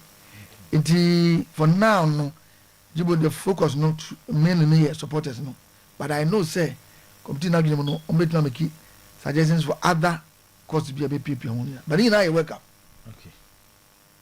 ebi mfa baabi a everything ɛbɛyɛ World Cup na mobɛgya bi ato akyire for biribi anaasɛ ne nyinaa no straight yɛmfa supporters nkɔ menim sɛ ɔmampani ne bɛgye sɛ supporters dodoɔ no a bɛtumi akɔ bi na ama amanfo akɔma tɔ mu nti menyini sɛ yɛbɛgya bi ato akyire sɛ yɛmfa bi nkɔ ne yɛmfa bi na bless kan da hɔ no mu a yɛagye ne for supporters wɔkɔnafoɔ dodoɔ no anim sɛ supporters ne yɛgyegye o nti no ɔmampani kɔ so wɔbɛnya a nka nipa no akɔ soro a nti sika no deɛ yɛbɛmɛki sure sɛ ɔde to supporters ne bɛkɔ na atumi akɔba anyɛ biara no district biara no bɛnya nipa bi ama makɔ ahwɛ sɛ ɔmampani Mahama ne pɛ so ɛne ɔboa ma ɛkate across district biara nya nipa kɔhwɛ World Cup bi aba ɛna ɛnyɛ NDC foɔ nko a ɔmampani Mahama ɔyɛ adeɛ a ɔbɛ sɛ ɔmɛki sure sɛ ɛbɛtumi akɔba nipa dodoɔ no nti no ɛbɛyɛ ne sɛ bɛfa nipa from various bodies across say political various political nyinaa ɔmbɛnya opportunity sɛ nsonso yɛ tisi mu a various religious bodies schools and colleges ne yɛayɛ ne saa ɛnu sɛ sɛ adwumadie National Sports Authority Board mode mu tintima yɛ paa sɛ adwumadie ho sɛ ɛba agodie ho nsɛm a ne nyinaa hyehyɛ no hyɛ National Sports Authority sɛ mo target ne sɛ supporters dodoɔ sɛ na mpɛ sɛ ɔmode ɔmo free Ghana ha kɔ Thai Blasters akyi sika dodoɔ bɛnya no ɛna bɛkyerɛ supporters yɛbɛkɔ sika ne yɛnya dodoɔ no a deɛ supporters dodoɔ no abɛkɔ because yɛni limit Ghana World Cup yɛkɔ menyɛ soɔ sɛ yɛkɔdi agorɔ saafa mebɛka ne ha sɛ meda yɛ sono baako mu na ho sɛ Ghana Blasters apagya World Cup but let me be honest with you sɛ yɛmu bi yɛsoso na yɛ amomfa n'ani akɔ nti yɛnim sɛ Ghanafoɔ Blasters hia support mfa ho sɛ yɛ nipa dodoɔ no America ne Canada ma yɛnya sika bɛnya bia no na yɛtumi de supporters dodoɔ no kɔ a ɛne sɛ aba wofi sɛ the next election yɛbɛbrɛ I never knew about the fundraising Cham. I only saw it on social media. It's sad. Sometimes you only see these programs only online. Maybe it will change, but if it is like this, dear, Sports Tiger, you know Sports Tiger, our Hot FM and crime. But fundraising, come on, so dear. Maybe I'm not plans no. Fundraising don't you? Of course you can do it. You can do it. Now how many? Your dignitaries, your big you ban 240 konyoma. Just imagine. Any out of place, a regional basis, but the timing. 240 konyoma 24 years. Yenua White. Also in Century, ewo eye bekwai. Or say valid point raised by say Obed. At least each region must have a rep. And so also there out there abandon. Ti lawyer, number 10 and so amount for try. Engineers and planners. Yes. Ayo mampanyinua Ibrahim Mahama na na Juma Kasia Wabi Odano. Oyemye for Ibrahim Mahama. Yes. Ahomobro for Ibrahim Mahama. Utia $5 million. Dollar no kind 1 this guy papa dey message enya no a Go Face Ghana Limited etua $2 million. Okay. ɛna ɔmo de 1 million to akyire sɛ afie di anim no blasters dwumadi ɔmo bedi no ɔmo mfa saa 1 million no nti no mo ka 13 no wana te no ka 13 nka okay so we dey call for blasters okay next activity jewelry energy ɔmo so tua $1 million afei ɔmo say anonymous person pese bebo ne din ɔno so tua $1 million say they di kan ne Shatawale SM Shatta movement one don utua $100,000 the don afei Stone Boy Beam ɔno so cash of $81,000 and a production cost of $20,000. Alhaji Musa's Timeline and Innovation Company it was $300,000 and after Christian Salomonic Game Technology almost it was $2 million and omutuaye KGL it was 10 million Ghana cedis. Serene Insurance it was 2 million Ghana cedis and almost 20,000 Ghana cedis as insurance package at the Mother Black Stars. P&A African Food International Plus degree auto mechanic almost $15,000. $15,000. Aboso kind spare parts dealers almost 500,000 Ghana cedis. Icon Energy almost 1 million Ghana cedis. Then my good friend Baron in the company Pay Angel almost 100,000 Ghana cedis. My boss Irata Motors safo ese me do ko ho many can Edi yes Edi German Edi ezam do ko nkran de nkran na obeko ono na Irata Motors ni Irata Hotel ye ne dia yes oye omampanyini John Dramani Mahama ne yonko pa okay yes ono so tua 200,000 Ghana cedis. That's right.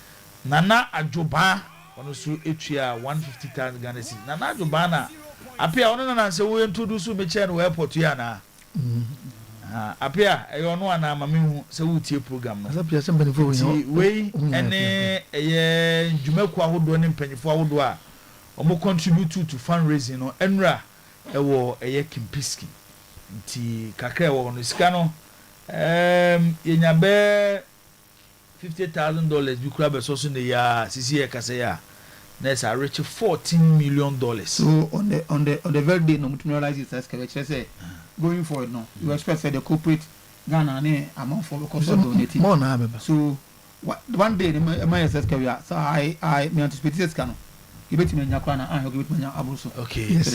Lawyer mamemfa obi message bi abana anu yard be na yemra asante kotoko china baba ya post bi so am comment o.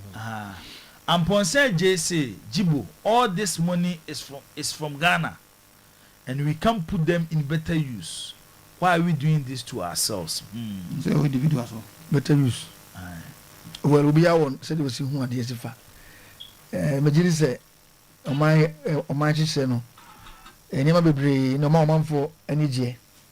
Football, so young can say energy and quampo a source of big business and I'm nti say the initial football man yes was say e bi o ma me say ni dey football time na so and I did say opportunity about say yen go for to be enya opportunity to kwai I don't think say out of place. Okay nti anu say good use ni bia na bani u ko America na say Canada ba o china person ko Germany ko bobra etimi hwe ho ma ko tena ko bobra o Ghana ye survive ye man for mo mo no ni on bo economy ni pa ana me bo foreign remittances mo bo economy pa dize nipa benya kwan tu kwan na da chimbe mo mo tumi akonya aborusha ko tena ko yeduma this kind of bo man ya me fi se nya di boni me sure say woni mpanyifo aka eye work up mudi mutintima mo hwe na mo ntoto nyoma kama na mo fa ni monyam emre Ghana Wednesday grab on your meeting Accra National Sports Authority.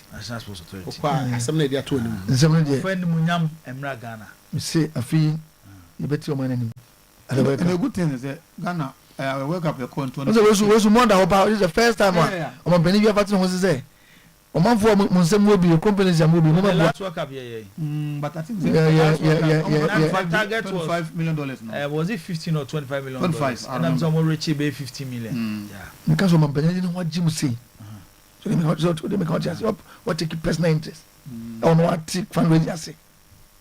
And because you so enfanya fisem. No, me not surprised. The last one and another. Oh, no, we muda hose. Me not surprised. Ne muda hose. Jibo mama yan kan kra. No, ebia. E ba for mama yan kan kra na bia be. Omampani Mahama yi ne say. On the 2014 he was in charge. Ana the kusi. So obi a no in charge abia kusi wa nyo sua hu pa. Eduwa hu kwan a eye very good Ghana fo betimi enjoy World Cup. I am come ma me nya sa. So muda ho pa so can you publish o. Bia every bit. Ya publish. Muda na sama waka. On say the Mefe Commission. Say under ono na the commission e buy. Eti waka bia no refer to that. Ni na so. Say no ntina man no enko yi African o man no confess mo. So if o man no betima ya bibi at my raise fan e dey am supporters akodi ya. Yes ya the papa. Welcome. So I think you commend him for that. Omampani has been doing a lot of good things. Obo music be pimu. Yeah. But lawyer Yamra Santi Kotoko. Santi Kotoko the great. Yes, na call because message ba si ano. Ba ko say eye Kotoko ntino ba ye. O ba Kotoko sem no nyai. Sem na wo ye. Na wuji bolo. Yame ya do china. Wuji bolo kan dia mo gamisana. Wuji bolo kan dia mo gamisana. Me Ghana first. Ghana first yo. Me Ghana first. Ai bon ba fa di tu suma me na me hwe say lawyer be ka kra. Ese government finance say won tun. Bacho basic for so lawyer Bacho. FA president so. FA president. Okay. So ayi kaka. The president of Ghana Football Association, Kurt Okreku, has said that since President Mahama's visit to the Blasters, they haven't lost a competitive game. He described Mahama as the middle touch now, or the bid or say mitie or say the reset agenda like that. The reset agenda. Our Mampani Mahama at the Bayano. He became Blasters. Now the visit to Blasters players. Abra Bayano. Correct. A can't be from a full and Emma Blasters. It's me qualify for the 2026 World Cup ever because of Canada.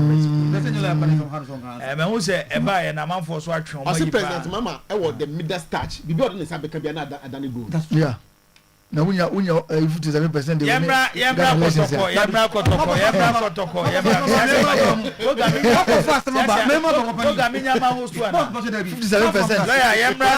Yamra Sante yes sports Yamra Sante Ochina da Shanti Derby ewo Baba Yara Sports Stadium Kumasi Asante Kotoko and Nations FC lawyer as a IMC after the announcement for Menshia ma ho keka no ase wo form kakra uniform say na musiki ka mo ho no ase obi a ho se ne dwumadie ba na wie enti dabi my emfa ye ho nhihye mu bebre biem dabi bra we said this week this is my second coming back first one dey one and you know on say me IMC me say ni board obaye ni age e je say Manjiako enafemo.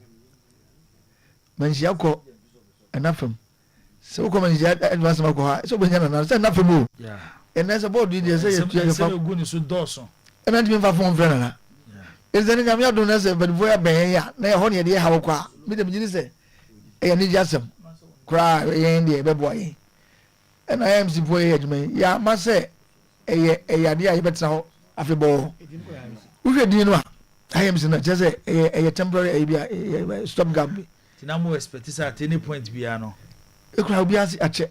You said, I am the better ones I have for about 3 years. And I got to go no, you're cool, you will move your womb. Because as yet, when you were outside, you're going to be coming to me. Another one. In times in the day, board map and ye and yaji. Because your PC cancer, my young man, say a commercial. Just drop me, couldn't memory. Yen penfo aka woni na ye de idase ma me woni yenye nua foforo yenye age opani na de wo mu se ochina kotoko nations we game na eno na hia sisi pa we game na sama questions bi wo akire bia na oyi ano de amaye me so nations ba league mo yen so mo league match we ada koto won she nation so me kai in a league match Baba Yara Sports Stadium yeah yemsa so mo betu mama records no nka my very sure about that and I say you show mo bre in fact other bizarre incidents as Kotoko nations so ya na ye ni jikra ubeka here Kotoko nations ya na boku maso Baba Yara and Kotoko supporters 5 that's gina kwotwa me na me twade wo Kotoko nations that's so oh depende the Asukwa circuit court 1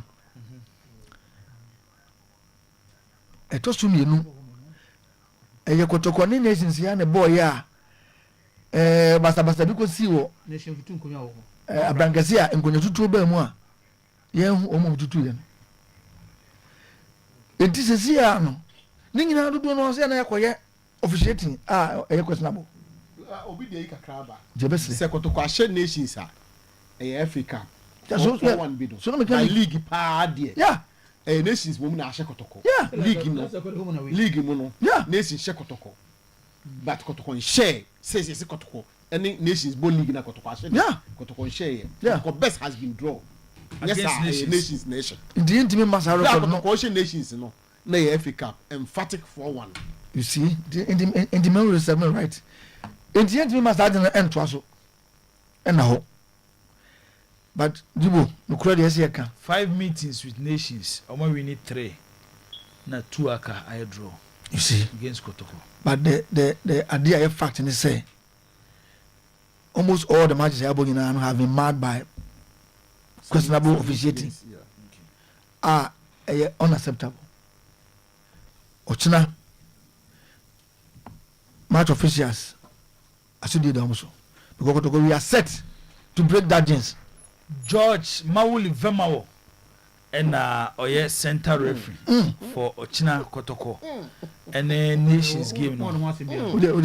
Emmanuel Dalagbenu Dollar they say yes Dollar wa Kotoko nations severally assistant 1 and Peter Dosa line 2 fourth referee Rastum Gamali Senabe but so line 1 no say why Emmanuel Dalagbenu but so mon share Kotoko nations match abone the number of times here why a part of the team as a match official no me dey say Mr. Mo na the officiating the questionable me say me dem say me nya sa figure no me nya sa fact na answer me the number of times here out of the 5 now who can why a part of the team these are FIFA referees right are you frame Safu Demfi black president oh me no penny our frame is say striker ayi catch a lawyer ayi assistant ref you know papa lo Safu de bi nya papa la na ba Safu beba mama bubudi na Emmanuel dey no wa be chire assistant referee and then dollar there eti striker asem na e kan sa no yem pese obi akoma edi be dia grota ye Kotoko ya bo say Ochina be break his agency no obi ya nim say a regional derby we share the background of the two clubs na e fie for nko a na ye adwuma no nanso football de akoma e ka ho yem pese once again e be wie no na questionable decisions na e ba be say game no ye de ye di omutum say omu di tini do maba we don't want to believe say obi ba abese will be interest into Ochina that means more problem with me say mo hwe in the background mama na mo hwe number of times ya na there na wo ka se ngo hwe in the background oh say me obi bi me say mo hwe mama eti mo protest against oh me penny Emmanuel Dalagbenu me penny e futu no metumetu mu ahane tu fo na yenko e futu no metumetu ba na mo wo issue as lawyer mo ntro to the FA oh saga ajeje ne me say lawyer na ba was me kan tell say dollar Eddie has Kotoko nations twice first one na no watoto bae no na a decision and lead to that and the second one also on na no say dollar J offside goal bi di ma nations a na obia entiase and we can one thing enti we can one me ensa no obani na are it's a mom prince so obeba na and kenya the papa especially say in the 2 games here many in serious issues were raised and no you know what but I would want to give him the benefit of the doubt say obedi no na obi anya no wasem nka obi anya no wasem nka china because na match no any bre match kotoko ya toto ne ma say kwam bia so no kwam papa bia so no ebe so kwam papa ebe so na me catch kotoko so what is yana me di ya say ye numbers ne se see di good nation so akona ko me obi anya china I think the board nenya happy about my recent results amunya. Now how can they be happy? So we are a team you building here. Any hope or this share the Ignacia with this kind of so they cannot be happy. But Bochema is your team no this week. Now boys never has serious. Japan over there would want to impress him. It means Ochina boys and my Bochema has three. We are Bochema the first match was over here. Last time we remember it me pese me gini say Ochaman tene de nsem bia abato akire no more investment in papa fu ni ba no mo de nsem papa shia ho Lawyer but maybe say we still more confidence of winning the league and as I said here you top 4 be me top 4 ma de be kodogodi yenye bia kodogodi say ye kasi ye sanema ibetumi sanema to the extent say points na aka no do so ibetumi sanema ne ye kodogodi ye gidi say ye kasi no enche say esi di bia hello kwakusu the message bia ba o say Vamawo is always officiating Kotoko matches and it always goes for Kotoko. Even this season Vamawo has officiated 2 games. Then 2 Kotoko games in Kumasi. Then imagine to us we they are verify. They make out there say who can say yeah there without further details here. Me come there. Yeah, maybe free say. It's not say yeah there Kotoko there.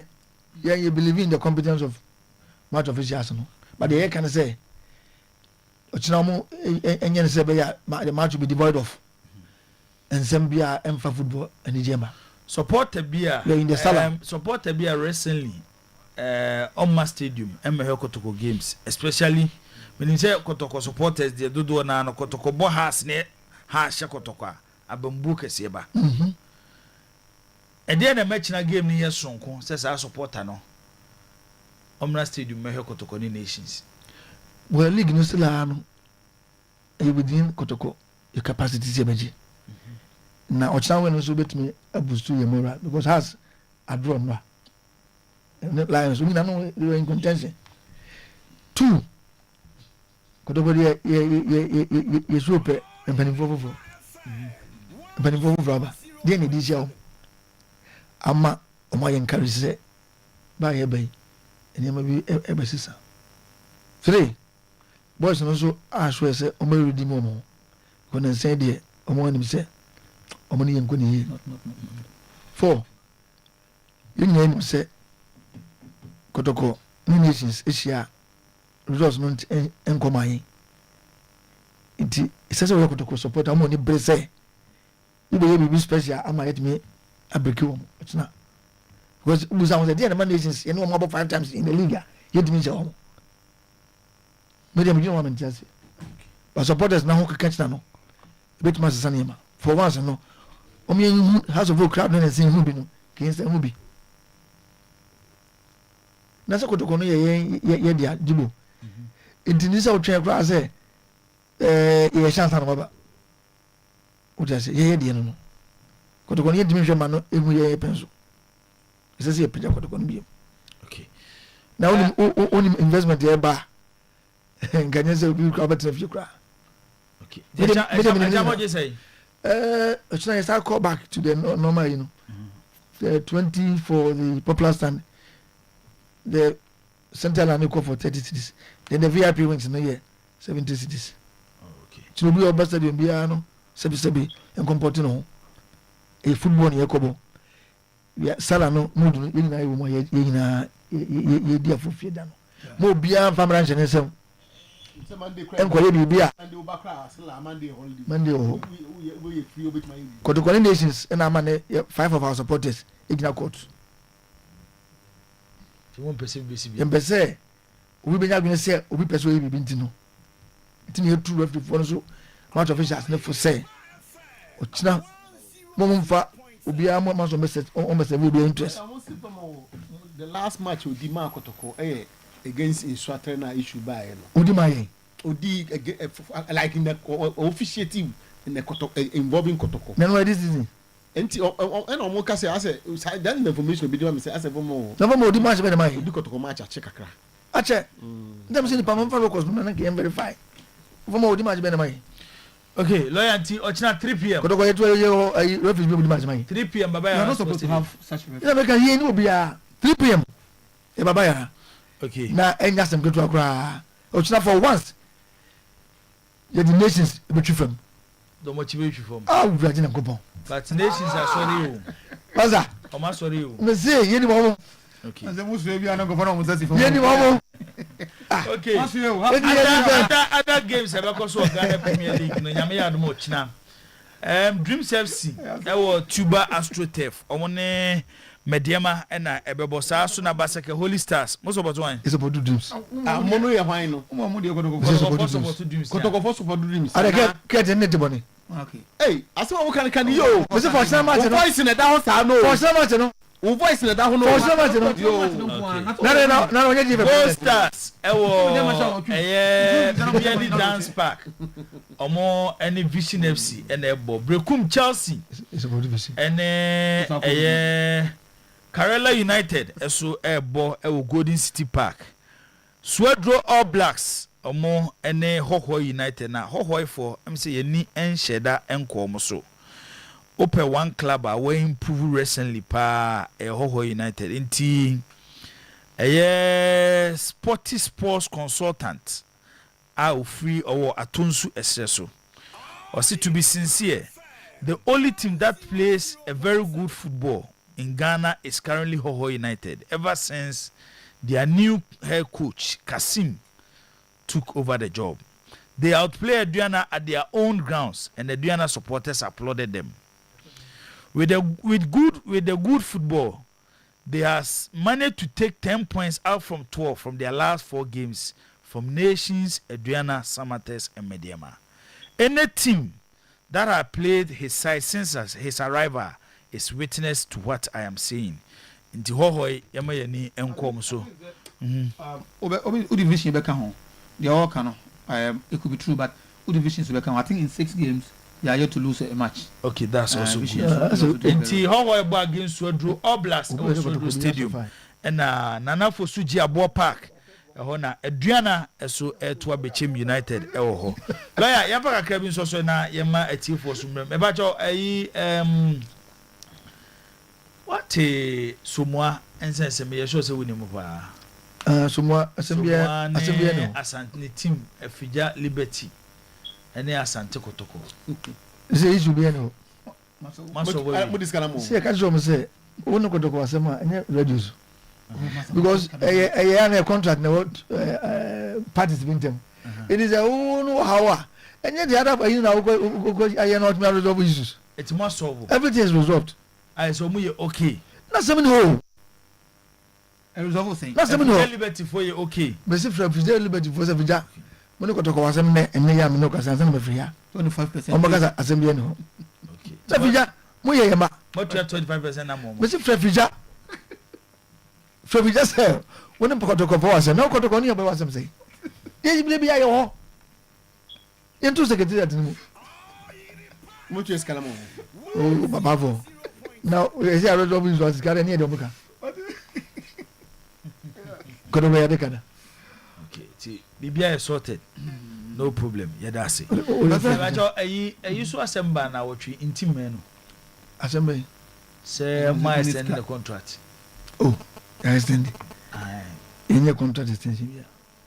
say we plan also the plan ho asem de the plan ho asem da ho a medical team no handle e ba ya che na da do plan mo operate no on say surgery no e ho nsem no enima bebre yes no so person quite traditional ayi no de wona wo kan but the woman say players no so no omo was some right idu ba bi na say asem no basa na nkomodie no ebekoso a ebi okura na o ntetani fie ndi bi no mbekeka be wiase na je of course tell be obisu timi be ma won say ebi am wada means bi a ana no me doctor bi say di na na e collaborate ti komodie no bekoso a ko say ebe wie ni na asa be gina say e ni say na beboa ndi ma no o medical team no on top of the game very soon.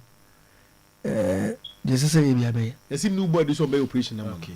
Oh, no, so you're a player. It's just at an air, they're more extending the contract. Oh, the contract is in the sentiment in okay, all right. I can't 3 months now. And that's it. Formidable Basti, so United Kingdom, Croydon, or Sipoli. Monterey. Holy. Some I'm be can was it still is an investigation. Another boy. And I hear him say a court to me. I would ya buy some. You may be in a DH. But me no casa lady. You can't and the Jeff will be as a beer, Yachubi, and I some rubber. The assurance and say, and Papa for the Omugu pursue.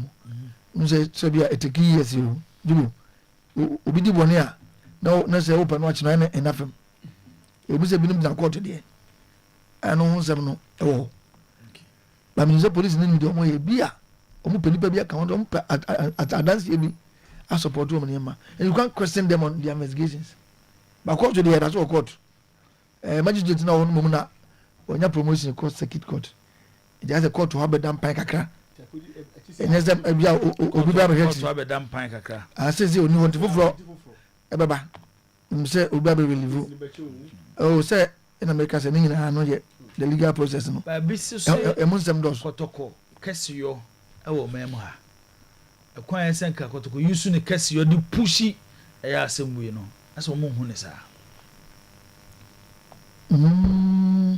o say asem ko dia abansem a yana ensatia nyina anyepe yana orabi investigation no ndime for say report am that come report anyway because of say the nature of the case ni say ye nyima bi nsem bi ye onipa bi so brand ba ko mo penalty ni bezi ne no o mu nyana nso no say you be key you be a key are you to the case you know approach for nim de o mo yen sa o question mo nye o so kura o ndime for say ade ni siam famra. Okay. Na ya say assemble sana e be take time. Say no kan no. Ni na chaton general. Okay. Ni Ghana Police Service nsem. As dem no be ka say inyan chi abranti we nso omo ya chi omo no ya charge omo say finally ye kon ni di achida. Tibre bia no ye di ni ko e ko we di e ko. Okay. 0322494401 0322494771 Captain I mean and me expect this weekend league no top no versus Akakra. Me expect event say Gold Stars to win against Vision. Okay. Enya easy match. Gold Stars when prepare muye. Enya easy match. Vision for actually say omo form. Na make about 6 games they've not lost. So and I expect a draw or lose to Mediama or Dreams. A draw or lose to Mediama. So say like I almost support to Vision no. Ebia no mo nya sa and you know Vision definitely after 6 matches no bet when you face because Gold Stars as swear say on person will retain the league title. Okay. And they are on course. Okay. Etu kobra. So meti mama we so yenya atepo kwasembi. Menim de mesem job for makama na kusi. O kan Dreams ni tuba stadium honsem na me matisa atepo ekomunu amane wo ho a up to now. This is a serious matter the match no sana ko so dia I say ba this time no asem no kra no de esi e ko fa asem no kra ba no kra yen kan ho hwe no ba this time ka efi na me hu say this is technical woman ya hwe mu say media nda yaka na kasa efe ye hwe mu say ansa na ebe call line so na manfo ofre ba menfa ntudwa say enra soso ewo New York, the United States of America. Black Stars, a jersey I have share for a World Cup 2026. Yeah, they are Puma for a pound and Tuma. Black Stars, a jersey I share for 2026 World Cup. And that a screen is no. Na Baby Jet Asamoah and I feel on Tini and Dean at the Black Sheriff. Omo Emino and Muko Jina ho. Ehwe ma ye pa Blasters jersey ho entuma enti yellow no na ye home jersey na white no ye away jersey enti de no sukosi wo ye New York no Blasters jersey e be she no World Cup no na ye de ato ho no ti afei mo beti afre na mabadwumadi nso udin ba bi akasa free na de wasema to so me pa cho de Hamza se shubo akwa Hamza yenko me da siba na we it's not much in one. Yes, Yura, George, Maui, Bomawo. Say, nations, Yansano Machine, you're poor officiating. Poor officiating you. You better go on, eh? Some of the offset guache, and a man choose to say, Chumini Habibu, or Mudina Koti. China is not fair. You're not fair, free and fair officiating. There's nowhere nations beating Ashe. Now, boys and no, Omukuma Botama or Bafufree. Nemum, at the Redaka and the Tolo. Say, Omushete, Mohammed Kamara, Samba Unil, and I'm saying some 2 years, nay, Unimutino. It's some contract no, that's no more stadium. In Manuna, or playing telegraph row, our last season, not bleeding mono. That's what Planet Omokoya. Omo 2 years before so Kotiapo. Not say, oh, Jojan and Naso, nay, can't bear 3 months, 4 months, yeah. One thing, I just supporters in a day. Woman sign, I shall be my wife. Okay, Hamza yada say yemfa de onusu ediwo. Odi baby akasa frina o de wasema to aso. Me ba cho me ka se fra ko. Okay. Eskrama protocol match ni. Aha. E tu se na pole uye. Ye ko bobo bia ni elusu. Isa. Na pole uye ko to go winning match da. Bia kwa ni elusu. Okay. Ba jo ko to go mu de na o kan o masem yin. Hello. Kotoko de na wo kana asem yin. Me pa cho kotoko match bia e beko bia e kwa dodo na ni elu. Okay, yate yeda ase. Lawyer wa hanti, lawyer atro de ato. Odi ba bia ka se finado wasema to aso. Simple bagani. Okay. Simple bagani asem kadeni. Okay, simple. Ya na pay mama siao. You be when ma di asante we dey. Mama tell me so. It is the same to Yongo me brawa tini. Eda jami ya dumna dumdi ya kumasia santi protocol. And siabo is not kono. Rinesi ya ni muwate. Inya rap na minya. Eti bwa ko kaya no. Inya rap bwa eti tie. Ka we the rest we rap we. We was na da mu eti tie. When you pa dia protocol. You come insha Allah. Okay, yeda se yento aso. Hello. Okay, went me nyina so yenko aha. Oh, tame abe hena come. Hello? Okay. Hello? Hello? Yes. Good morning. Morning. Sister Coos. Me am in your Sister Coos. Your call has been put on hold. Oh, Sister Coos. Kafra. Your call has been put on hold. I'm so beko no asa baby. Okay. Hello? Okay. Hello? Okay. All right. Sameno no. Ono na otene nka wa kira no. Captain, mami nti. Obani, I'm say ya inu ya nana manko akwachi. The second born celebrating the birthday. Na abrante ne de ohiniba ofori kwachi. Na nana se nyina fidie so wona na yire ne beautiful wife Ernestina ene ne baba frimpom akwachi obu nyina se nyina afidie so na yenweshi ohiniba ofori kwachi happy birthday. Ogbona ge wanfa me ba picture anto so.